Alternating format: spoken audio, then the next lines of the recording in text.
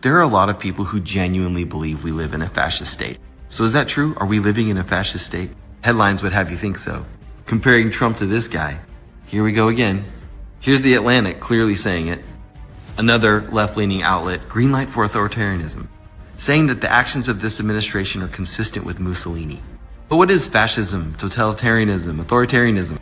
In totalitarianism, the state has total control, pretty much like North Korea. In authoritarianism, one party controls the political process, like in Cuba with the Communist Party.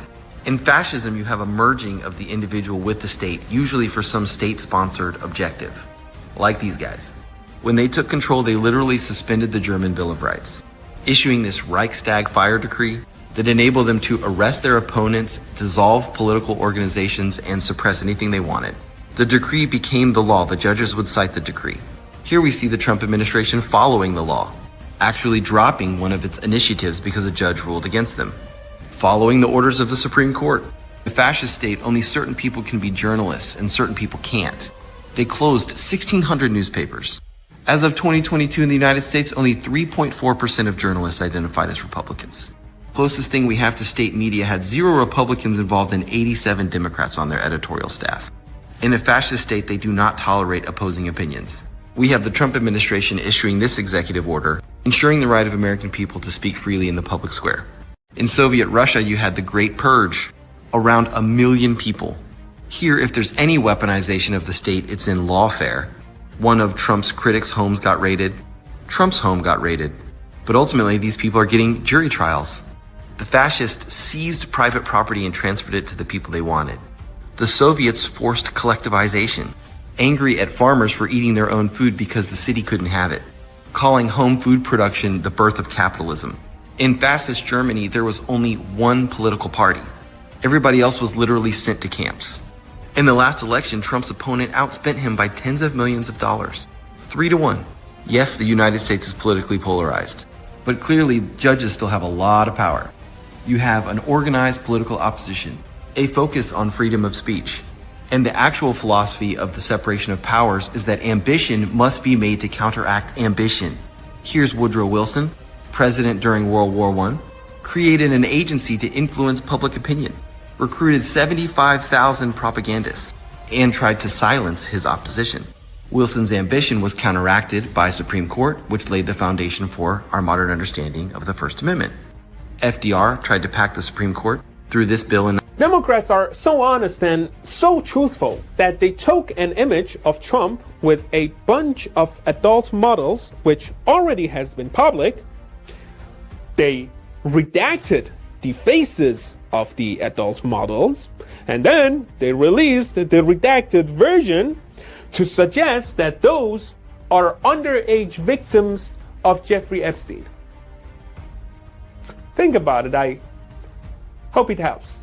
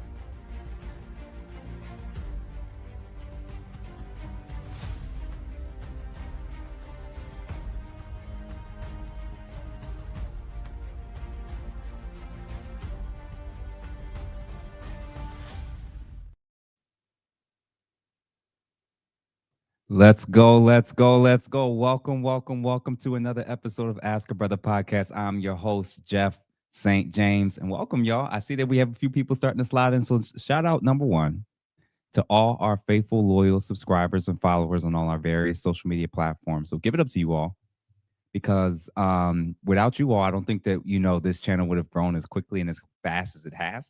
So I see that we have currently about 25 people currently watching. So I always highly recommend at the beginning of these original content pieces and any particular content I think is going to be really good, potentially very helpful, or even just a different perspective that you may not see too often. I highly recommend y'all that y'all check this out, that y'all send it to a few people, send it to two, three, four, even five people, because for everybody that feels super duper passionate when it comes to this topic, I'm going to say right now that this whole idea of what's going on between the Trump administration, the discussion surrounding Barack Obama, is he and his administration, everybody that supports him, just an outright racist, or are the people who are constantly saying it's not the case, are they more so on the right? I think this is going to be a really good, interesting conversation, especially one that I think a lot of people who maybe consider themselves Democrats or liberals who have been waiting and wanting for me and maybe many, many other non-currently Black and brown minority individuals who are not currently in support of many of the Democrat policies and stances. I think some people are interested in maybe what our stances and perspectives are, whether we're actually Trump supporters, independents,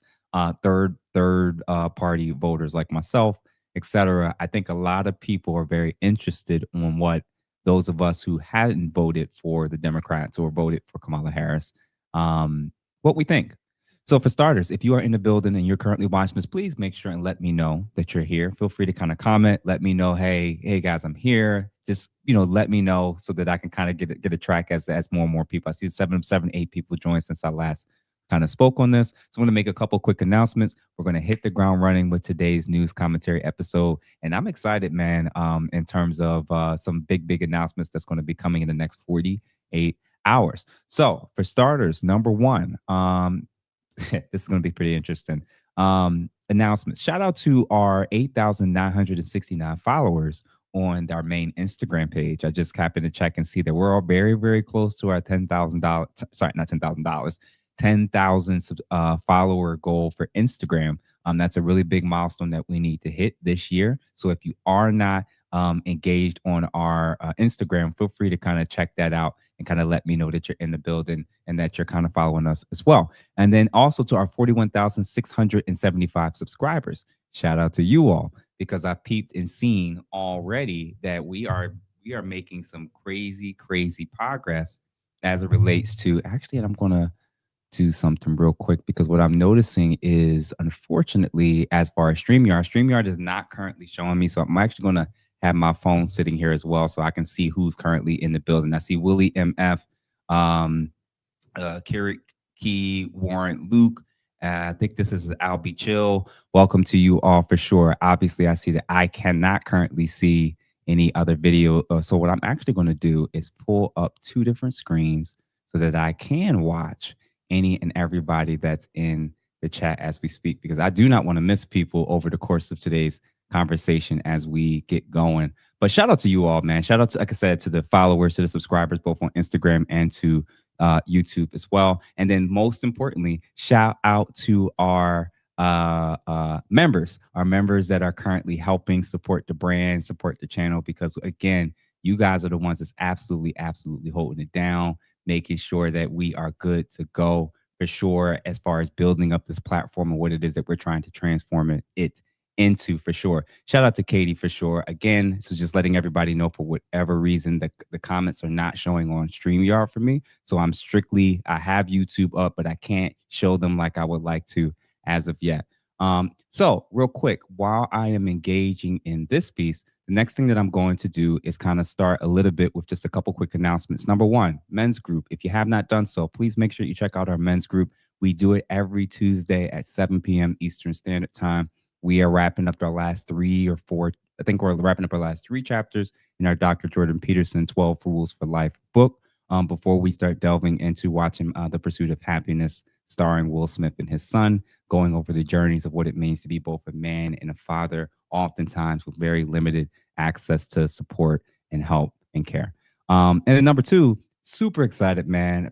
Connected with my brother Philosophical, man. In the next 48 hours or so, we're going to be announcing officially date, time, and when we're going to be doing our initial test trial run for you all to watch as far as our movie book club. I think that's going to be fire. We're just going to be doing a couple test trial runs to make sure the quality is good, that everything looks good. And then we're going to give you guys an inside peek at what that weekly movie/book club will be about. And then members, once they're in, they're in. And I'm excited. I'm excited for what you all may enjoy in life with that. Yes, finally, stuff is starting to show up on StreamYard side. Thank you, Katie, aka yo. Shout out to Katie, holding us down for sure. So listen, y'all, join the men's group, and fellas, if you aren't currently a part of any accountability group or a group that's focusing on self-improvement, highly recommend that you do indeed with that. What's good, August? What's good, Willie? What's good, at AIB Chill 2? I think we said Key Warren Luke as well. So listen, if you are in the building and you're currently joining, if you have not let yourself be known, please make sure you know, because I love one of the dope things about this community is I actually really do start to recognize names and handles and everything. So, you know, in the future, I think as we continue to build this channel, we are looking for more moderators to kind of assist with a variety of different things and people who maybe have particular skill sets that we're going to be trying to onboard into this team. So in the very near future, we're looking to expand with some additional support. We're trying to expand with TikTok, with Facebook, with a whole host of things, and we're going to need some help and support with that. So again, let me know if you're in the building, and feel free to shoot me an email if you have any particular things that you think could be very, very helpful for this channel or brand. All right, y'all. So to kind of wrap things up, I think some of you all saw my what's it called? I think you all saw the teeth video from me going to Dent Spa and whatever, and what my experience was like. Kudos to the people at Dent Spa for sure. If you guys want me to cover more in detail what you would expect with that, or want me to cover it more frequently, what to expect, price range, what the process was like, and all that it entails, listen, y'all can reach out to Dent Spa, let them know that I sent you.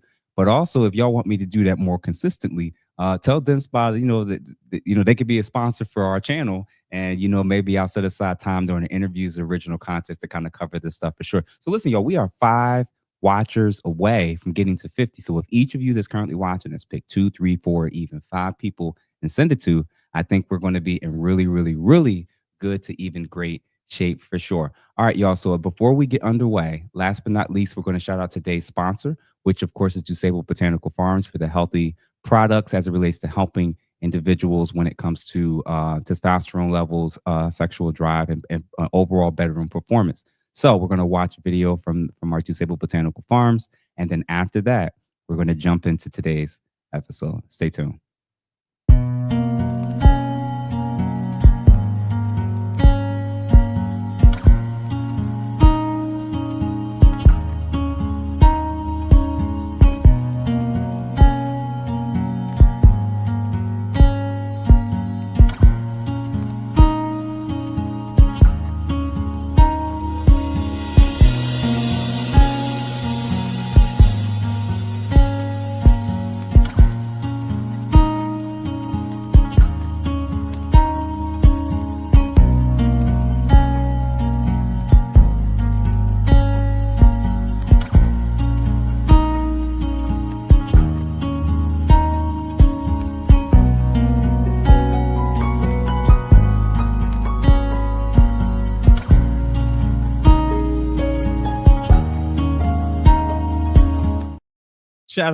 Shout out again to Disabled Botanical Farms for their healthy products for sure. And thank you, Katie, for showing the links. So guys, feel free if you want to check out their products and see if it's a good fit for you and your household. Please make sure that you use the code that Katie has posted, which is AskABrother10 for 10% off your next purchase for sure. And shout out to Couture Leotards. I see she just pulled up in the building for sure. So listen, y'all, we are now clearing 56. So my goal always is to clear 100 plus when we try to do a lot of these important lives, especially the ones when we're doing something so indeed very much serious for sure today. So today's title is So do we now care about racism? For those that aren't really, super aware, or, kind of have been living under a rock, I think over the last 4 or 5 days, it's been trending for quite some time. A video that was posted on Truth Social by the Trump administration, or at least a representative for the Trump administration. A video was posted that was, in essence, kind of covering uh, the 2020 election, discrepancies in some of the voting machines, and how there was an apparent glitch or something that occurred where several states, the voting tallying kind of stopped. And then when it restarted again, there was a major switch in terms of Trump was leading. And then out of nowhere, it looked like Biden started picking up out of nowhere right after it happened in those specific places. And at the very, very end of the video, there was a very brief clip that showed what it is that we all are looking at on the screen. And one of the initial things that I think the immediate reaction, not only from obviously Democrats and liberals and a lot of minorities and people who don't like Trump or even hate him, had a lot to say, and accusations about this as being just further proof that he and his administration are all just nothing but racist. But the secondary piece is there was actual also conservatives who also were speaking out and stating that they wanted it removed, taken down, and consequences, or even potentially somebody being fired. And they thought that it was classless and tasteless. And many even did accuse it of being racist, which I think even probably maybe even surprised some people, to say the least, for sure. But the initial point is clear. Donald Trump and his administration, again, is caught in a situation where a very, very, very brief clip was posted. And now we're having to ask the question again, A, was it racist? And B, the secondary piece, which I'm going to be focusing on today, which is, do we actually truly care about racism? Or do we only care about it when we think it applies and when it's happening on the side or political side that we are against or hate? So, for starters, again, welcome to everybody. I see that we got about another 16 to 18 people that entered in since I last talked prior to our sponsorship video. So again, make sure if you haven't done so, please, please, please send this to 2, 3, 4, even 5 people. Let's see if we can get the live cup count up to over 100 plus people watching currently live. We're nearing close to 70. So if you can, please make sure that you like this, that you send it to 2, 3, 4, even 5 people. And again, it's super serious. And regardless of where people stand, whether they're pro-Trump or anti-Trump, whether they think he's a racist or they think he's never done anything racist, I think this is going to be a really, really interesting and thought-provoking conversation, to say the least. So, for starters, there's typically two camps with kind of how to view this type of stuff. And in the end, the same question I probably would have is, have their views, or has it changed anything? Seeing that clip, the clip that obviously was going viral and, covering potential voter fraud or anomalies and whatnot. And then at the very tail end, it showed what we're looking at on our screen. Did it actually change anything for most people? Did a lot of people who went into watching these clips, or even prior to this year, that already thought and believed that Donald Trump was a racist, did they watch this and see this clip and think, absolutely not? He's absolutely not. He's the furthest thing from a racist. Or did they already say, this just confirms what I already believed and thought about him? And on the flip side, were there people who, again, did not think that, this had anything to do with racism? It was just a joke. It's being overblown, and that there's plenty of other explanations for how this happened and how we got there. I'm going to personally say something that maybe you all, and I don't know how you all are going to feel about it. I think that rather than the whole boring way of covering this, having thought about it for the last few days, I decided to kind of try to capture it from a slightly different angle. My initial view with this entire conversation and all the clips and screenshots and everything we're going to review together is that when feelings and loyalty are tested and involved, reason and rationality can unknowingly be set aside as we try to stick to our tribe, our perspective, and our agenda. It's actually a little bit uninteresting and quite predictable to hear people that don't like Donald Trump or are Democrats or on the liberal side call him and see him as racist. Kind of predictable. It's not new. It's not hard to find a lot of people who tend to vote that way and think that way and truly believe this dude and many of the people associated with him and his administration are racist. That's just what it is. It's not super surprising, right? But it's also not that surprising at all to find a lot of Republicans and conservatives and Trump supporters and MAGA supporters who also feel as though the exact opposite, that they don't think he's a racist, and that a lot of this stuff is often just media spin. It's taken out of context, and they're just going out of their way to try to change a narrative to reject and go against everything that he is and what he stands for. Time will tell over the course of this discussion what side of camp you land on, but my interest is not as much in what camp you land on, as much as you understanding why it is that you're on that side, and that you have a much greater detailed and nuanced understanding of the people who don't think like you and why. All right, so for starters, we're going to kind of skim through a few things, and we're going to see, what it is that you all are going to think for sure. So like I mentioned earlier, you know what it is. This is pretty predictable. People, for instance, people I refer to, let's say, as Trump loyalists, right? Who do not really have like an interpretive lens that allows them to see him as a bad person, are going to struggle with being objective about what it is that we're looking at. And, on the flip side, people who also have a very, very strong bent that's anti-Trump are probably also going to struggle with that objectivity. So I'm going to ask a challenge. I'm going to ask a challenge for every person that's watching. And again, please make sure that you like this and send this to 2, 3, 4, even 5 people.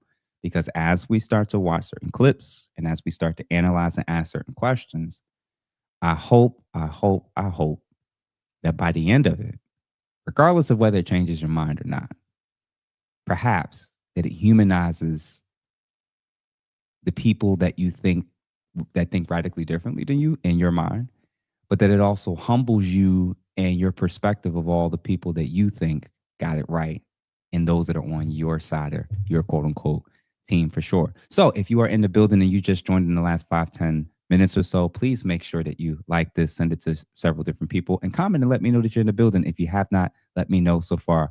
I try my best to never put 100% trust in another man, especially someone I don't know. I've learned to stay detached from the person and focus on the message. Workflow Dre 2236, man. I almost feel like you read my notes.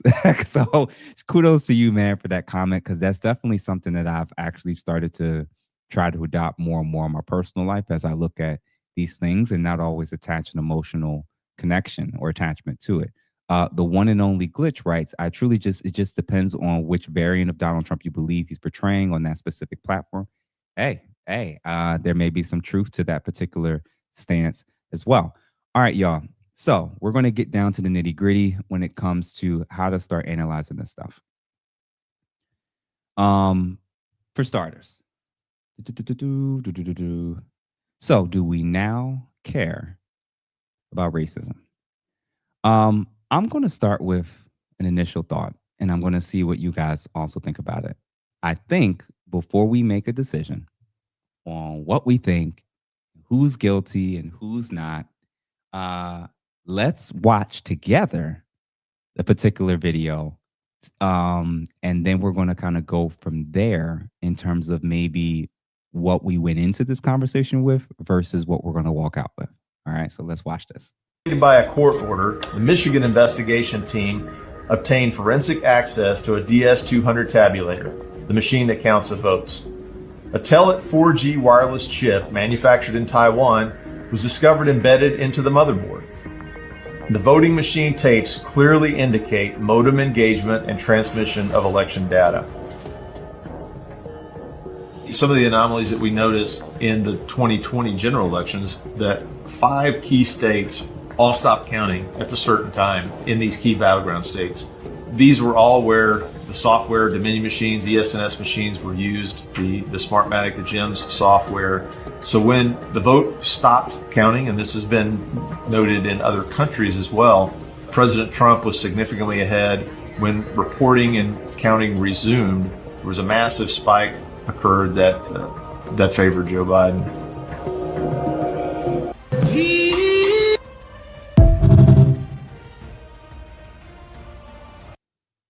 So, as you just saw, that was the full context. That was the full context of the initial clip, right? The initial clip that went up and was posted on Truth Social, as we saw, was apparently about election fraud. And at the very, very tail end, we watched something kind of pop up on the screen, which does happen on some people's phones. And it actually happened with me when it comes to screen recording, and how if you don't grab it in a certain amount of time, or more specifically, clip it and caption it, crop it at a certain point, it can potentially pick up the next video that was up that maybe have been watched or is currently next up on your algorithm feed for sure. Was it intentional? Was it racist? And what to make of it? Well, one of the things that I would like us to kind of think about for a second is, let's say hypothetically, let's say it's true. Let's say hypothetically, regardless of whether you're pro Team Trump or anti-Trump, whether you've always thought he was a racist, you never thought he was a racist, let's just do an intellectual exercise where we just assume for a second it was true. Let's assume that it's true that Donald Trump and everybody that's associated with him and everybody that's supporting him are outright racist. Now what?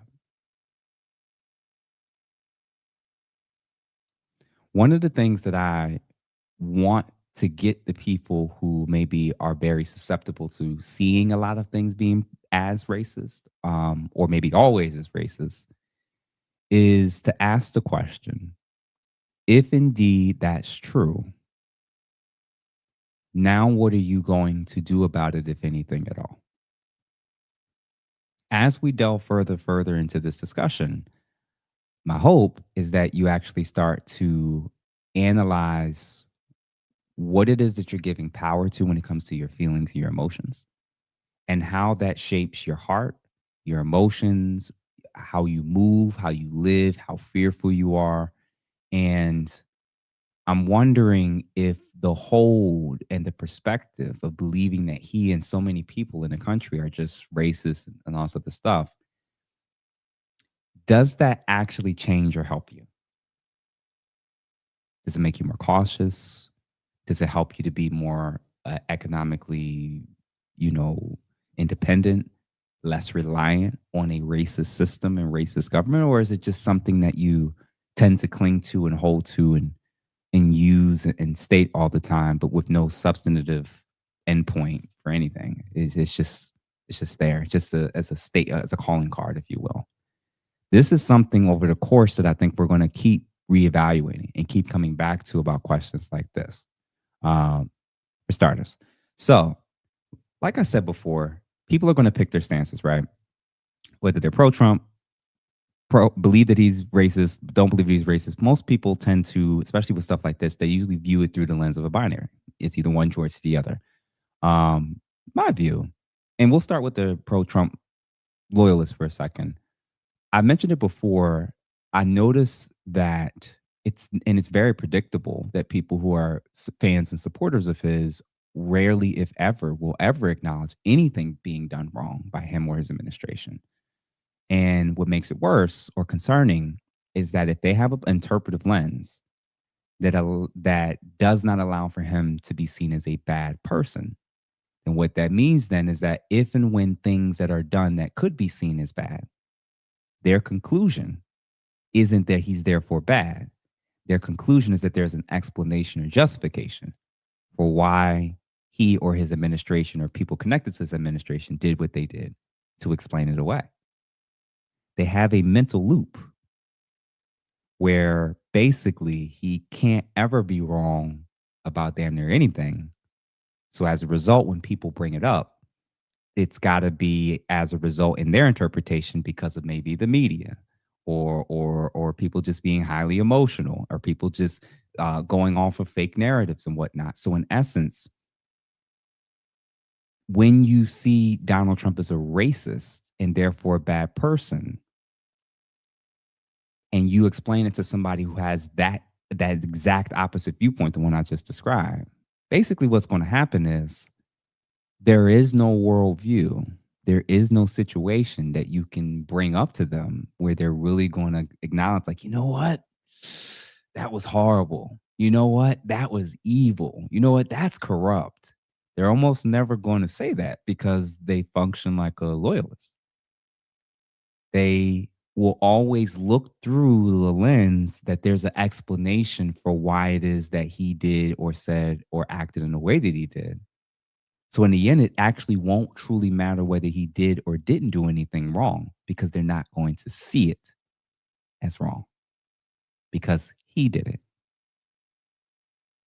But let's not get too carried away now because again, if we go in the reverse and you believe truly that when you see Donald Trump as a racist and as a genuinely bad person, you may be prone to looking and seeing him strictly through the lens of only everything that's negative or looking at him through the worst way possible. Clips could have been edited. Stories could have been given that were incomplete. Potential explanations that show that he wasn't really that bad or wasn't intentional are now irrelevant. And contradictions to your beliefs on this will not matter, nor will they permeate the emotional bubble that you've built based on the premise that he is a racist and a bad person. That's why there is little to no good you can see or would be open to seeing in Trump.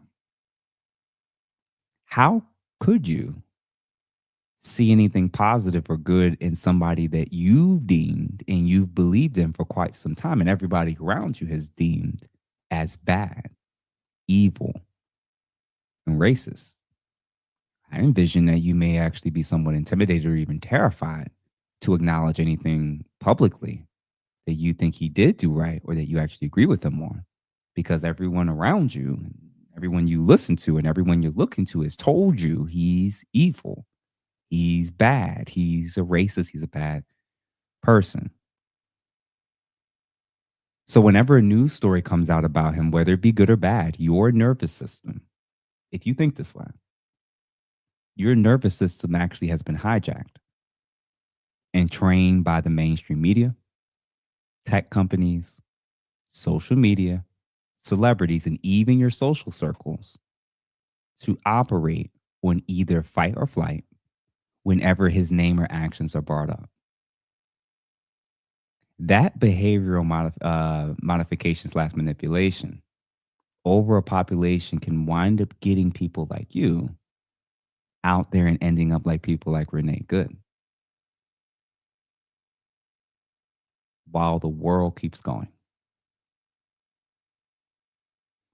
If you really believe that he's Hitler, and again, if you're just now tuning in, please make sure that you share this with 2 or 3 or 4 people. We're trying to clear 100+ people currently watching this, and please make sure that you like this. For sure, I actually opened up the video at the very, very beginning of this intro with you watching a video of a man looking at the accusations of Trump and his administration being so quote unquote fascist in so many ways, and then looking at historically what we mean by fascism and then comparing it to today and what we have in place. And that a lot of the fascistic accusations don't actually hold up. Not 100%, but there's a whole lot of things that we're calling fascist that actually aren't. And I wonder if the same may potentially be happening in situations like this. Because if you really believe that he's Hitler, What won't you believe and accept from the people you listen to who also hate him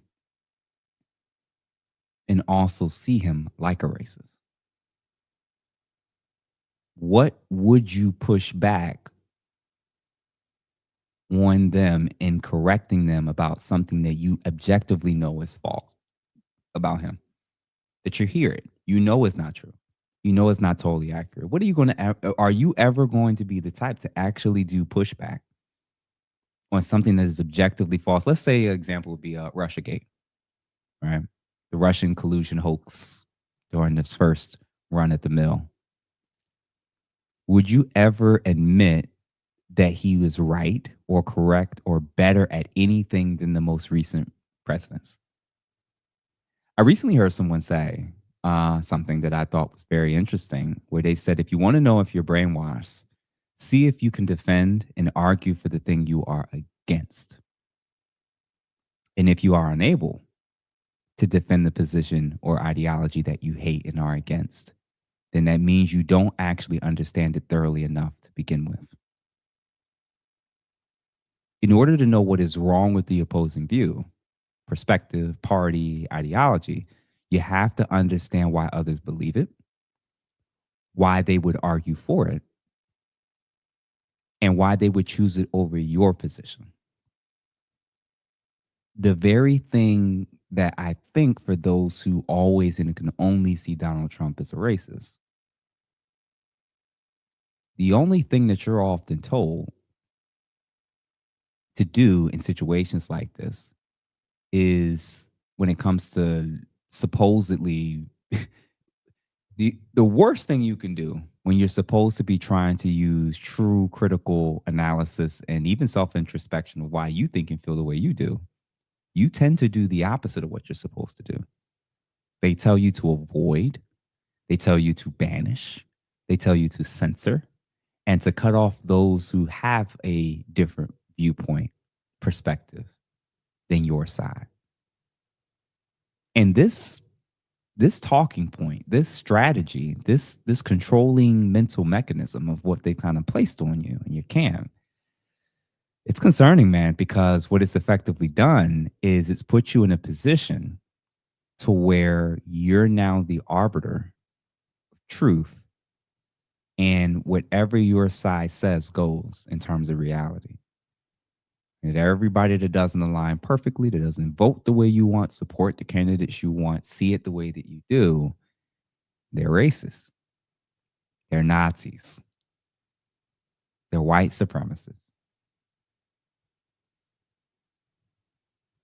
And the shocking part is that when it's so powerful, this mindset is so strong, so domineering, and so powerful, it'll get you to a place where you'll actually start to self-police yourself, where you won't ever really be true to yourself and the things that you really know and think and believe that you know the people around you or in your camp or on your political side of the aisle may not totally align with or agree with. You know you're not going to share it, and why. You knew that if they truly knew your thoughts and feelings that differed from theirs, you too might be cut off and now added to the deplorable list of sellouts. How can you possibly truly know what you're against and why you're against it if you can't articulate anything about the other position and why they might think it was true and why they would pick that over your position? If you cannot do that when it comes to Donald Trump, you're brainwashed and you're being controlled and manipulated. Reverse it. If you cannot understand any of the concerns, accusations, or reasons for why it is that people may have issues with the style, the posture, and the implementation of some of the ways in which Donald Trump is going about operating, you can't understand that. You can't see it. You can't understand why people have an issue other than you just think that they're ignorant and dumb. Maybe you are pretty indoctrinated and a little too close to being a religious zealot as well. I know this is crazy, and I see some people are already in the building. Appreciate you guys. It's kind of pulling up. The one and only Glitchy said, if you can steel man your opponent's argument and still win the debate, then you're a cold brother. If you do not know what steel manning is, it's basically exactly what I just said. You should know the other person's argument and ideology so well to where you should be able to engage in it from an intellectual lens with a very, very low amount of emotional attachment. Because you're intellectually curious enough to understand why it is that people would even have a radically different viewpoint or viewpoint on how to do something different than you. It's just a thought. But if you can't steel man it, if you're not interested in knowing, chances are you're pretty primed and ready for whatever side, media, celebrity that tells you what to do, how to feel, and how to see the people who are on the opposite end of the spectrum. So we're going to hear a slightly different take, and then we're going to jump into some interesting points that I'm going to make. But I'm going to tell you this, and this is an important question to ask. Can you argue their position? If somebody does not believe that Donald Trump is a racist, can you argue that? And why? Can't you? Can you argue the opposing conclusion you instantly have when his name normally pops up? Support or against, right or wrong? Like in this scenario, if you are normally the type to always see him as a racist and evil, give an argument on if he truly was not a racist, how else could his actions and words be taken, and identify how those who believe he is a racist, even if he's not, how they would cover him, who would always get the blame in their eyes, and how he would get none of the credit for positive things that could potentially happen, and that he will never, ever, ever give the benefit of the doubt. And in the end, you will always be seeing him as a threat to you in your life. If you can't argue opposing positions, that's how you're going to see the people who are on the other side of your judgment. You can't see any positives. You can't hear them. You block them. You unfollow them. You cut them off in family and friendship groups. You've emotionally made a decision about a person, their character, and their motives, and you're not interested in the possibility that you could be off or inaccurate or wrong. So therefore, everything that comes, everything you hear, everything you're told, it's going to be bad.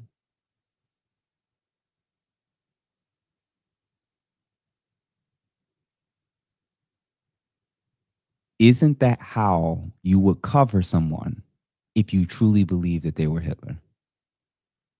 And if it turned out that they weren't as fascistic or fascist as you thought they were, and if they actually weren't Hitler, and if they actually weren't a racist, but you were framing and covering them that way, and you were watching and listening and following the people that do frame them that way, how difficult would it be for you if he truly was not a racist and not like Hitler?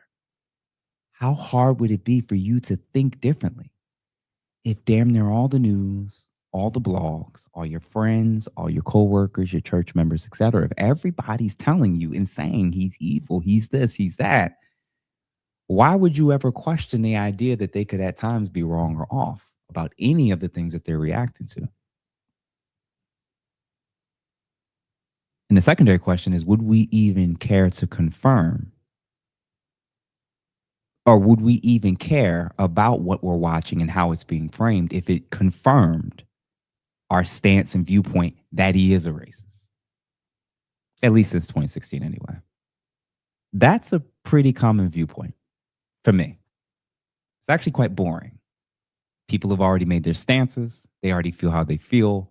And there's no video, no evidence, no excuse ever to explain the possibility of how he could not be one, or that every single instance of any intervention he does, it's with the intent to do it for the worst and most vulnerable people imaginable. That's how you see it. That's how you frame it. And that, again, is a very, very common perspective. But there is a secondary, very common perspective on the opposite side.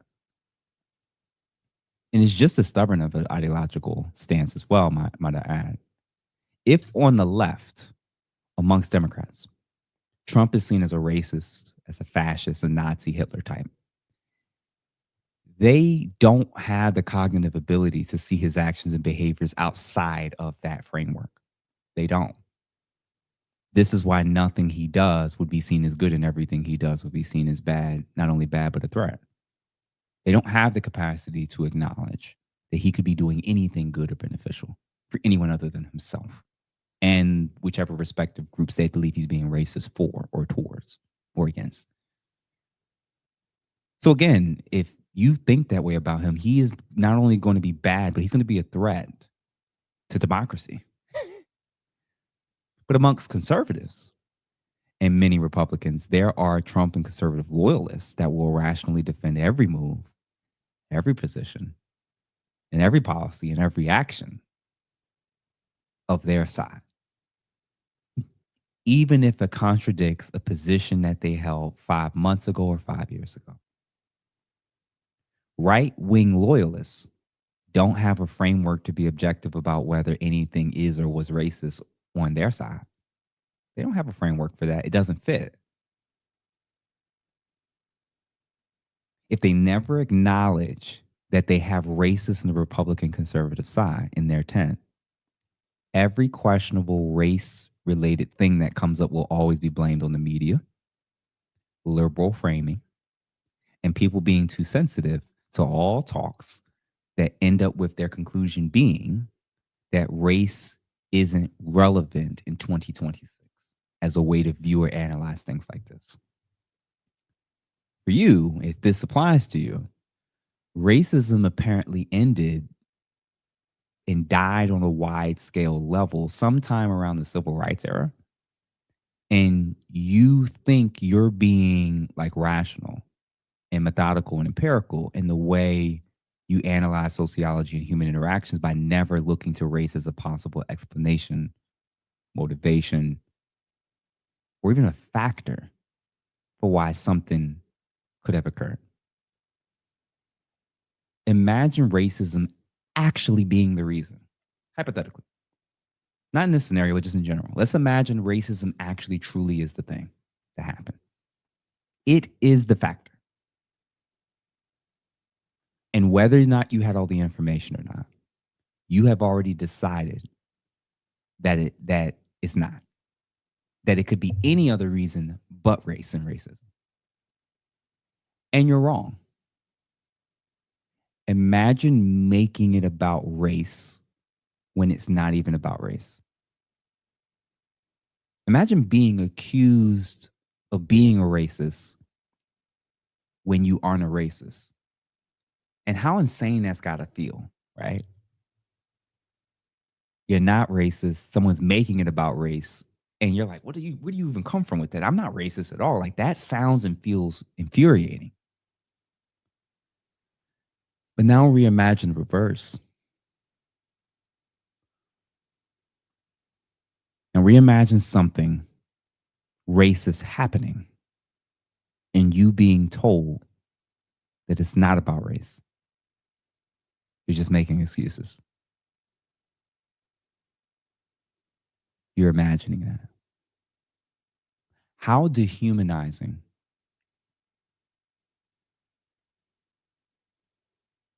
that would be.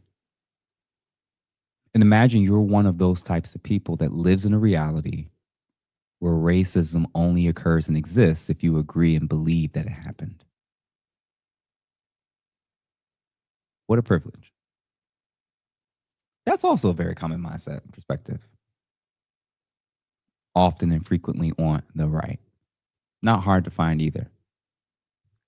So my initial stance is I think there's very, very stubborn mindsets on both camps and both sides of the aisle. And I don't think this situation really changed most people's perspectives either way.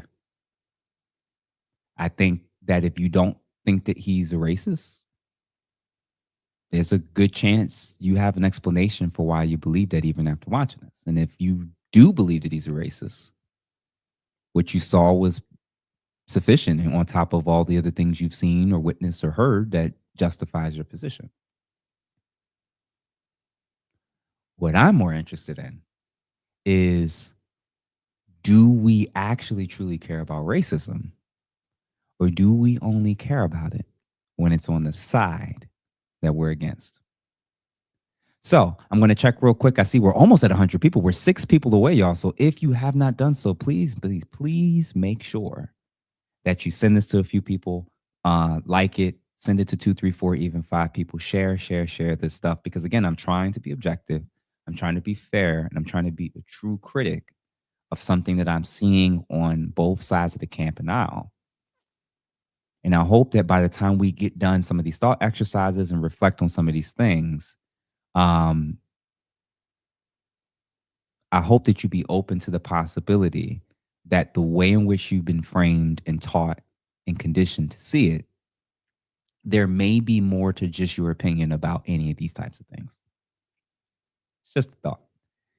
All right, y'all. I appreciate you, Couture, for the gifting of the memberships for sure. So again, y'all, if y'all are not a member, please become a member of the channel. It's $2.99. That's how we build up the platform, continue to add more and more things to the type of stuff that we're trying to build and do here.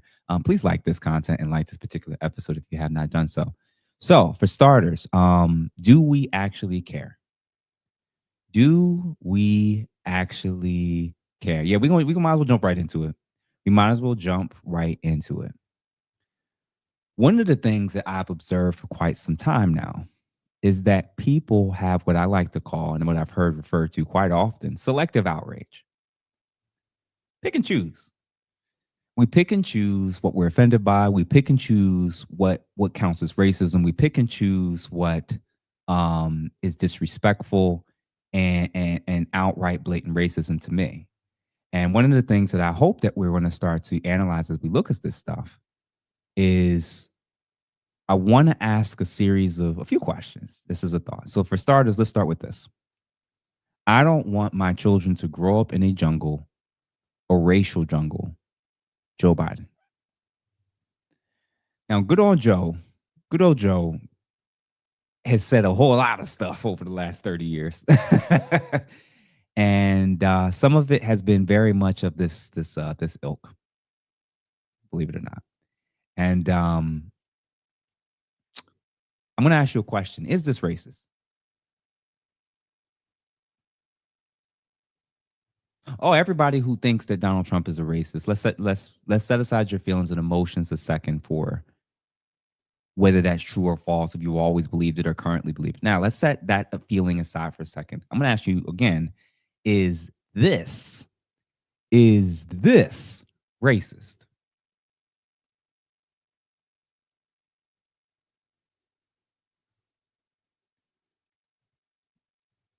My initial question, and I'm going to ask you, it's a simple one.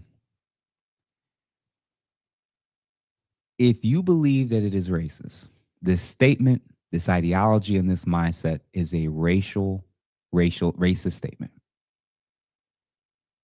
My initial question is,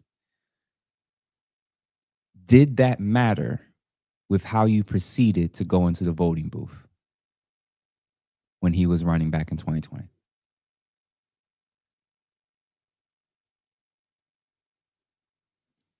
Because I know the stances that you hold when it comes to how you view Trump supporters, right? I don't understand how people can support a racist. Racism is a deal breaker.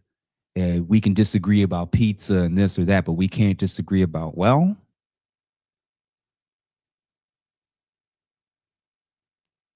is this racist or not? Oh, it was, but that was back in the day. And his views have changed and he's been allowed to evolve. So now that's why so we do have space for seeing someone as racist, but apparently they're redeemable enough to no longer view them as that. So much so that we'd be in a place where we're willing to support them, vote for them, stump for them, and defend them to the high hills.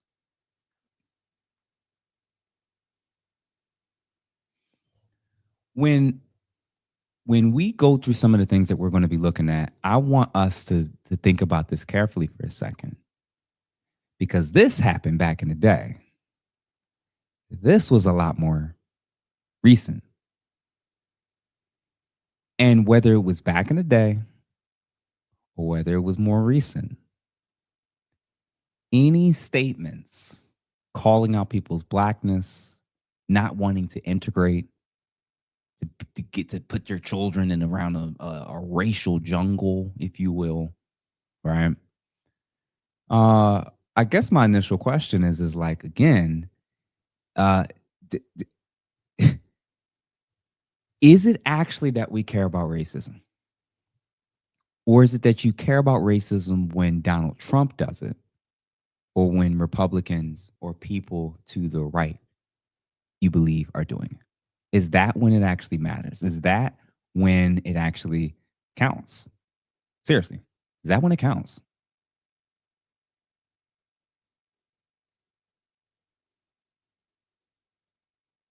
Because again, for those of us who watch the actual video, not only of the initial video that everybody's reacting to, but also the snippet clip and actually looking at the full thing, yeah, we saw that there were other black people in it that weren't monkeys. We saw that Joe Biden also was a monkey, right?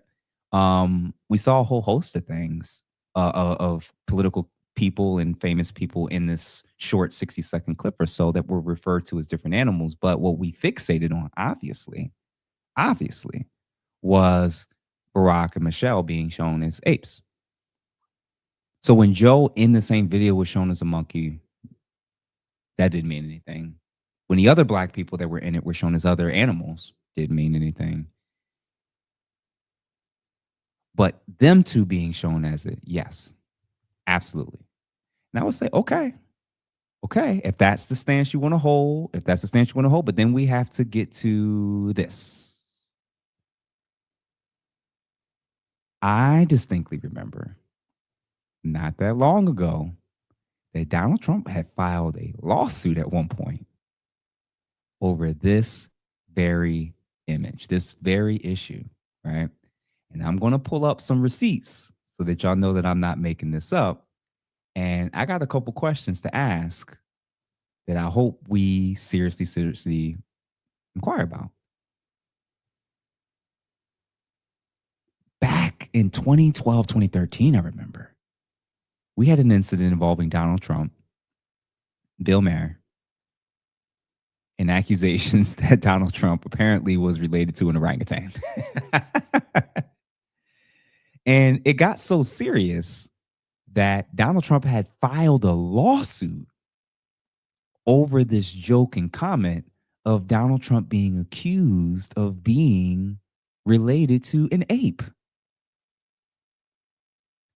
Now, obviously, there's some noticeable differences contextually in America, right? Obviously, we didn't have an era in American history where there was a racial component necessarily, usually, to white people being referred to and being dehumanized on a large scale level, being compared to primates. White people did. But the initial point I'm going to raise is perhaps one of the reasons for why some people would struggle. Maybe it's because of a limited history of that understanding about the past. Maybe. Maybe because they just are looking at them as a one-to-one comparison. But if Donald Trump was repeatedly accused of being an orangutan, him being orange, orangutan, his hair, the whole nine, peacock, ape, we've heard these jokes before about his hair, about his skin color, about him being compared to different animals. And this has happened before. This is not necessarily new information. Donald Trump, at times, has been referred to as an ape. Now, people will say, Jeff, but it's not the same thing. You're right. It's actually not.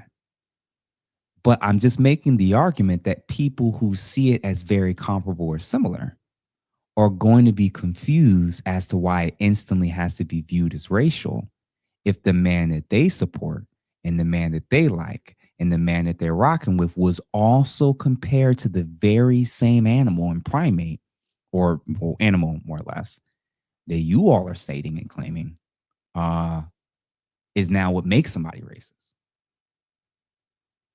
So a couple interesting things that I want just to think about this for a second, especially for those who are really big into the camp of there's only one way to view this. There's only one way to see it. And I see that we're at 100 plus people. So listen, y'all, shout out to everybody. If you're new, if you just came in the last 5-10 minutes, please make sure you like this. Send this to 2, 3, 4, even 5 people. I think this is just a helpful way in which perhaps we could look at something slightly different to explain potentially why people may radically disagree with us. It may not necessarily be the worst thing possible we could imagine. So obviously we mentioned, where's that? The comparisons. 3 people in this picture have been compared to monkeys historically, several times. Apes, primates. The people who know this and are aware of this may be looking at these very similarly and not looking at them through a racial lens. They may be looking at the fact that Donald Trump was accused at various points of being apparently an orangutan and he needs to prove that he's not the son of an orangutan. All like this was a really prime time. Like this was a big thing. I remember when the joke went out, a whole damn lawsuit was filed at one point over it, which we knew he had no chance of winning. But the point still stands that there may legitimately be people that have a different view on this because of this. But the secondary piece is, all right, y'all, if the country truly is as racist and as bad as everybody's claiming it to be, if the roles are reversed and we've normalized anywhere and everywhere Barack Obama and or Michelle Obama being referred to as a primate or a monkey or whatever, I wonder how easy it would be for us to find this. Let's see, remove, boom, boom, boom. This is on eBay right now. I just looked it up. This is on Walmart. This is on Psychology Today.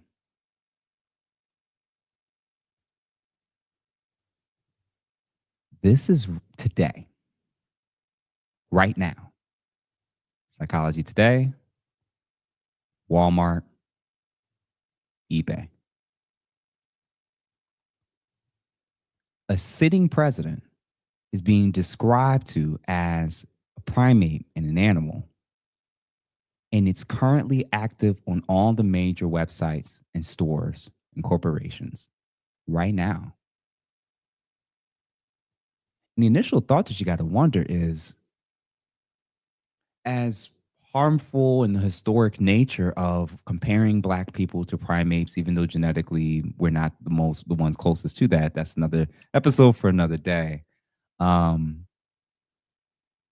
you possibly see how the normalization of political rivals and people don't like being referred to as animals and as apes and as and selling books and posting it everywhere, and it's still being up to this day, could potentially desensitize some people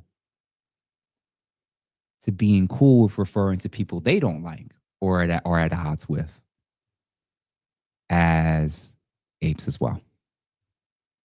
And there potentially not being a racial component to it, which apparently is the case here.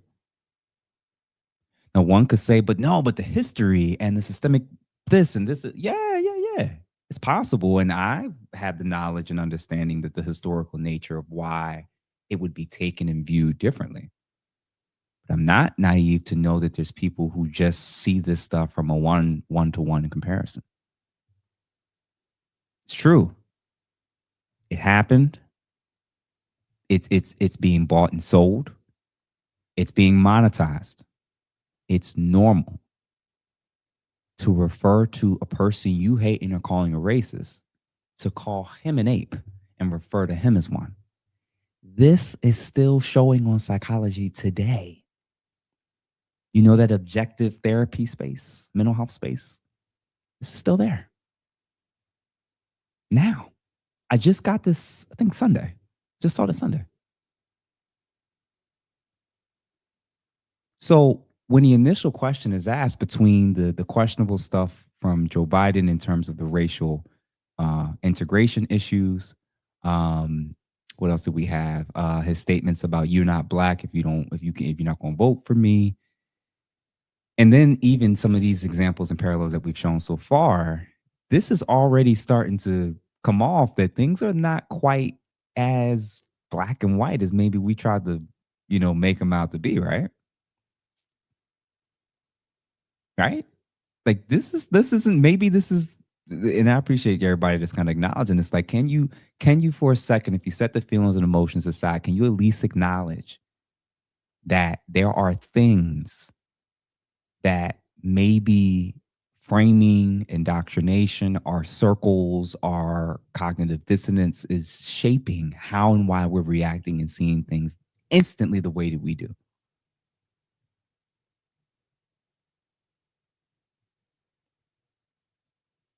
So that's the initial question I'm going to kind of propose, right? Did this actually reveal for many of us that we actually truly do care about racism? Or did we really only care about racism when Donald Trump is involved and we think he is being racist?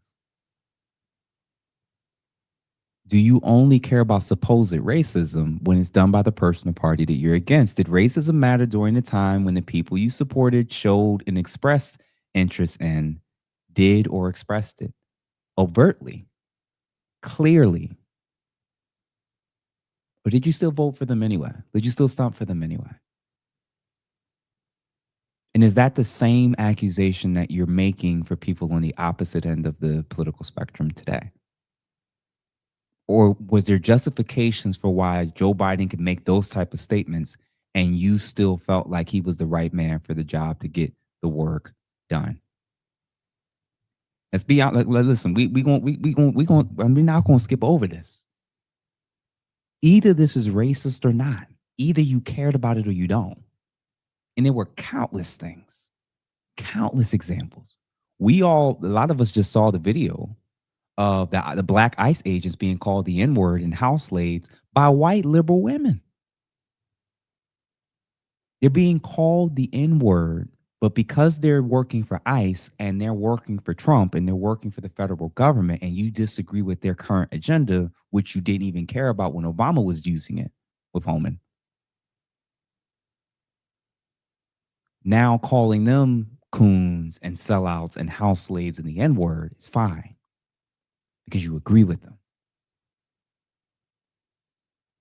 So it's starting to look like a trend, whether you realize it or not, that maybe a lot of you don't actually care about racism. You only care about it supposedly if you think that it's happening on the team and side that you're against. Are you anti-racism? Are you anti any racial thing that you think is attached to Donald Trump?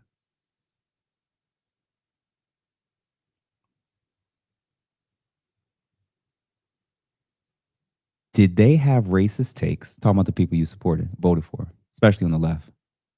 Did they have racist takes and you figured out a way to excuse it away and not see it as relevant anymore?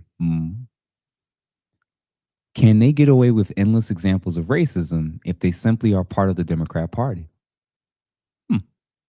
Or are you no better than the racist Republicans you claim are so indoctrinated that they can't even see the flaws in their thinking? I mean, maybe we got to start holding a mirror up. Believing that a political party and ideology is immune from showing the disgusting, vile, racist tendency claimed to be shown only on the conservative side is a very interesting way of studying populations, human psychology, and politics. Knowing what we know about human nature, how parents can abuse their kids, how a teacher can touch a child, how daycare workers can hurt infants, but you think that racism only happens amongst Republicans. And that apparently it's not relevant amongst liberals or Democrats. That is, please tell me you don't still believe in Santa. Please tell me that you don't still believe in Santa. Listen, y'all, I'm just getting started with how deep I'm about to dive in this stuff. So listen, y'all, if y'all are just joining, please make sure you send this to 2, 3, 4 people. I say it every time, and I really mean it. Send this to people that you know are interested in this stuff. Politics, Trump, they love him, they hate him. They're pro-Republican, they're pro-Democrat, they love Kamala, they hate Obama. I just think that this is the type of questions that we need to, so that we're not as easily moved and controlled by our emotions. Like when we really slow down for a second, hell yeah, there's racism. There's sexism, there's racism, there's misogyny, there's a whole host of isms and ists out there. It ain't always just existing on the side that you vote against. A lot of y'all don't care about racism. Not based on this. Not based on this. Not based on statements that you ain't black if you don't vote for me. Being a party loyalist, man, it's going to impact your ability to be a true critical thinker. So again, I'm going to play this brief clip and you slow down and realize if you're getting super passionate about this, we got some questions. Are you normally motivated and energized and reactive when racism is happening? Or did you not feel anything when you saw people that disagree with you, or black people or minorities, getting what they deserve? Are we attempting to be objective here, or are we just being tribal? Seriously. Let's watch this.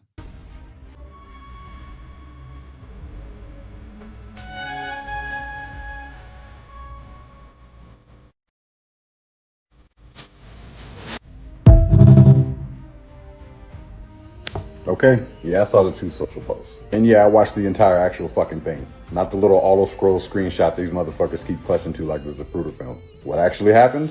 Well, Trump's staff need to own their shit. His team was careless, bad edit, bad upload, sloppy execution. Period. They need to own that shit. But anyone with a phone and a brain, or basic life experience, knows this. The video was screen recorded. The clip ended. Autoplay kicked in. Because you know, that's how some apps fucking work. And for 0.8 seconds, a video pops up that wasn't theirs, wasn't intended, and wasn't part of anything. Then the staffer swiped back up, but didn't crop it out. That's it. That's the grand fucking conspiracy. If you fell for it, you got played by autoplay. But here comes the screenshot SWAT team activated. Ignore reality, ignore context, same way they did with Charlie. And blast it everywhere like they just uncovered buried treasure. They survive on manipulation. They need you emotional and too lazy to hit play. These are the same people who share doctored clips, franken videos, and selectively edited sound bites daily, and then scream misinformation when someone notices. Literally right now, mocking half the country, or anyone not on their approved list. This was a lazy crop job that got weaponized by people who survive on manipulation. It's about narratives, it's about control, and it's about who's allowed to fuck up and who's not. Merch link in bio, full send. There are a lot of people who genuinely believe we live in a fascist state. So is that true? Are we living in a fascist state? Headlines would have you think so. Comparing Trump to this guy. Here we go again. Here's The Atlantic clearly saying it. Another left-leaning outlet, green light for authoritarianism, saying that the actions of this administration are consistent with Mussolini. But what is fascism? By a court order, the Michigan investigation team obtained forensic access to a DS-200 tabulator, the machine that counts the votes. We already saw that last clip, but you get the point. Like there's a game being played. And I think this is a really good test about how to view Trump, and it's actually related to the Epstein files. And I'm going to explain how. And again, this is another thought experiment. The Epstein files, at this point, everybody's heard about it. Some people have actually looked in on it. Some of us have been talking about it or referencing it for 5, 6, 7+ years now. And I'm going to ask you a question. When the files are released, and you realized how bad things are with all the different types of people connected and involved in human sex trafficking, minors, abuse, you name it. Just vicious, evil, insane things. Child sacrifice, insane stuff in these emails, right? When this stuff finally came out and you ran to social media to talk about who was in it, who did you post, text, DM, and run to the streets to say was in those files? Was it only people that you are at odds with and against that you reference? The reason why I'm asking, and hear me out with this question, the reason why I'm asking about your reaction to the Epstein files and who was documented in it is because if you only highlighted the people that you hate being mentioned in it or connected to it, and not the countless other people that you love and still support and vote for or have voted for and follow and listen to even to this day. The same way I would say I'm not sure that you're as interested in racism per se. I don't know that you're actually interested in all the evil and injustices that were happening to those innocent victims. I think you're only interested in the Epstein files if you knew that Trump was in it.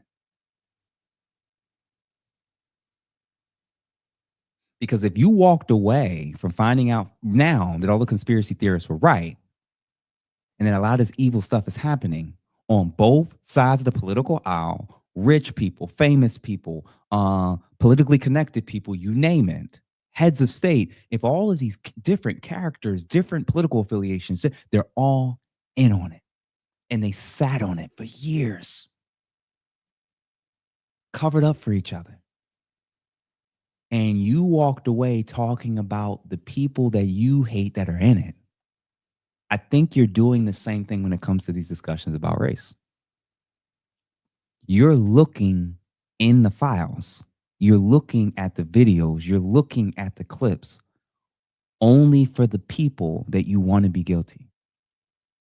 And you're ignoring, apparently, the people who think like you, vote like you, march like you. You're ignoring how often they're in those charts and why. Pizzagate, minors. How many visits to the island? Housekeepers or cooks going missing and dying? People mention certain political figures and there's a repeated pattern of them dying off, and you are focused again on only looking at stuff like that through the lens from a tribal party loyalist view. A lot of them are all in on it. Both political parties. They have a lot of people that's compromised. A lot of people to even get to that high up have to be compromised before they get to that point. And you still are talking about teams and sides when it comes to racism, when it comes to fascism, when it comes to what human trafficking and what's in the Epstein files. You're still talking about teams and sides. What's going on with you? What is going on with you? Seriously. Like, y'all, wake up. Inspirational Truth. Appreciate you for the $1.99. It's an all villain cast, no clean hands. Woo! Cooking. Please, y'all, send this to a few people, man. Let's see if we can get this up to 120 to 130 plus people if possible, man. I hope that as we're covering this stuff, that you guys are beginning to see that maybe there's a little bit more that why it is that there's a spectrum of opinions on this. And it's not as simple as agree with me or you're a racist, agree with me or you're an idiot, agree with me or you're educated or not. Like, maybe it's a little bit more going on here than meets the eye initially. A couple more things, y'all, and then I'm gonna wrap things up because I don't want to hold y'all too long for sure. Circle back to now what? I had asked that question at the beginning, right? Where is it at? I asked the question of, let's say it's true. Whatever you believe, whatever you think, now what? Let's say it's true.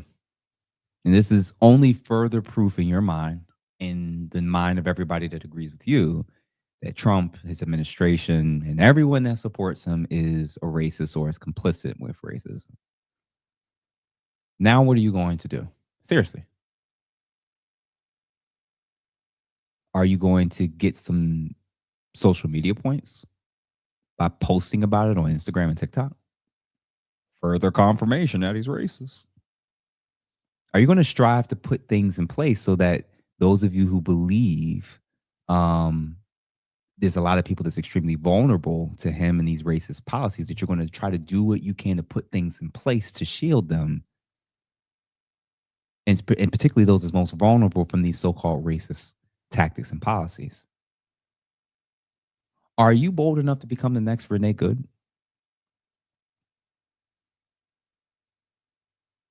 So even if he truly were a racist and this proves that you are right, my view is that most of you that have this stance aren't going to do much more than some hashtags, a couple posts. By next week, you're going to be irritated and worked up about something else. That's my thought. I have a lot of data, a lot of evidence to suggest that's probably what's going to be the case. So it seems like your life isn't actually going to look much different if you're going to move tomorrow with getting your day started like everybody else. You're not going to do anything but acknowledge and complain about it. And just like the people who believe he isn't a racist, and your day, how you live, is functionally going to look very similar, minus the fact that you're angry.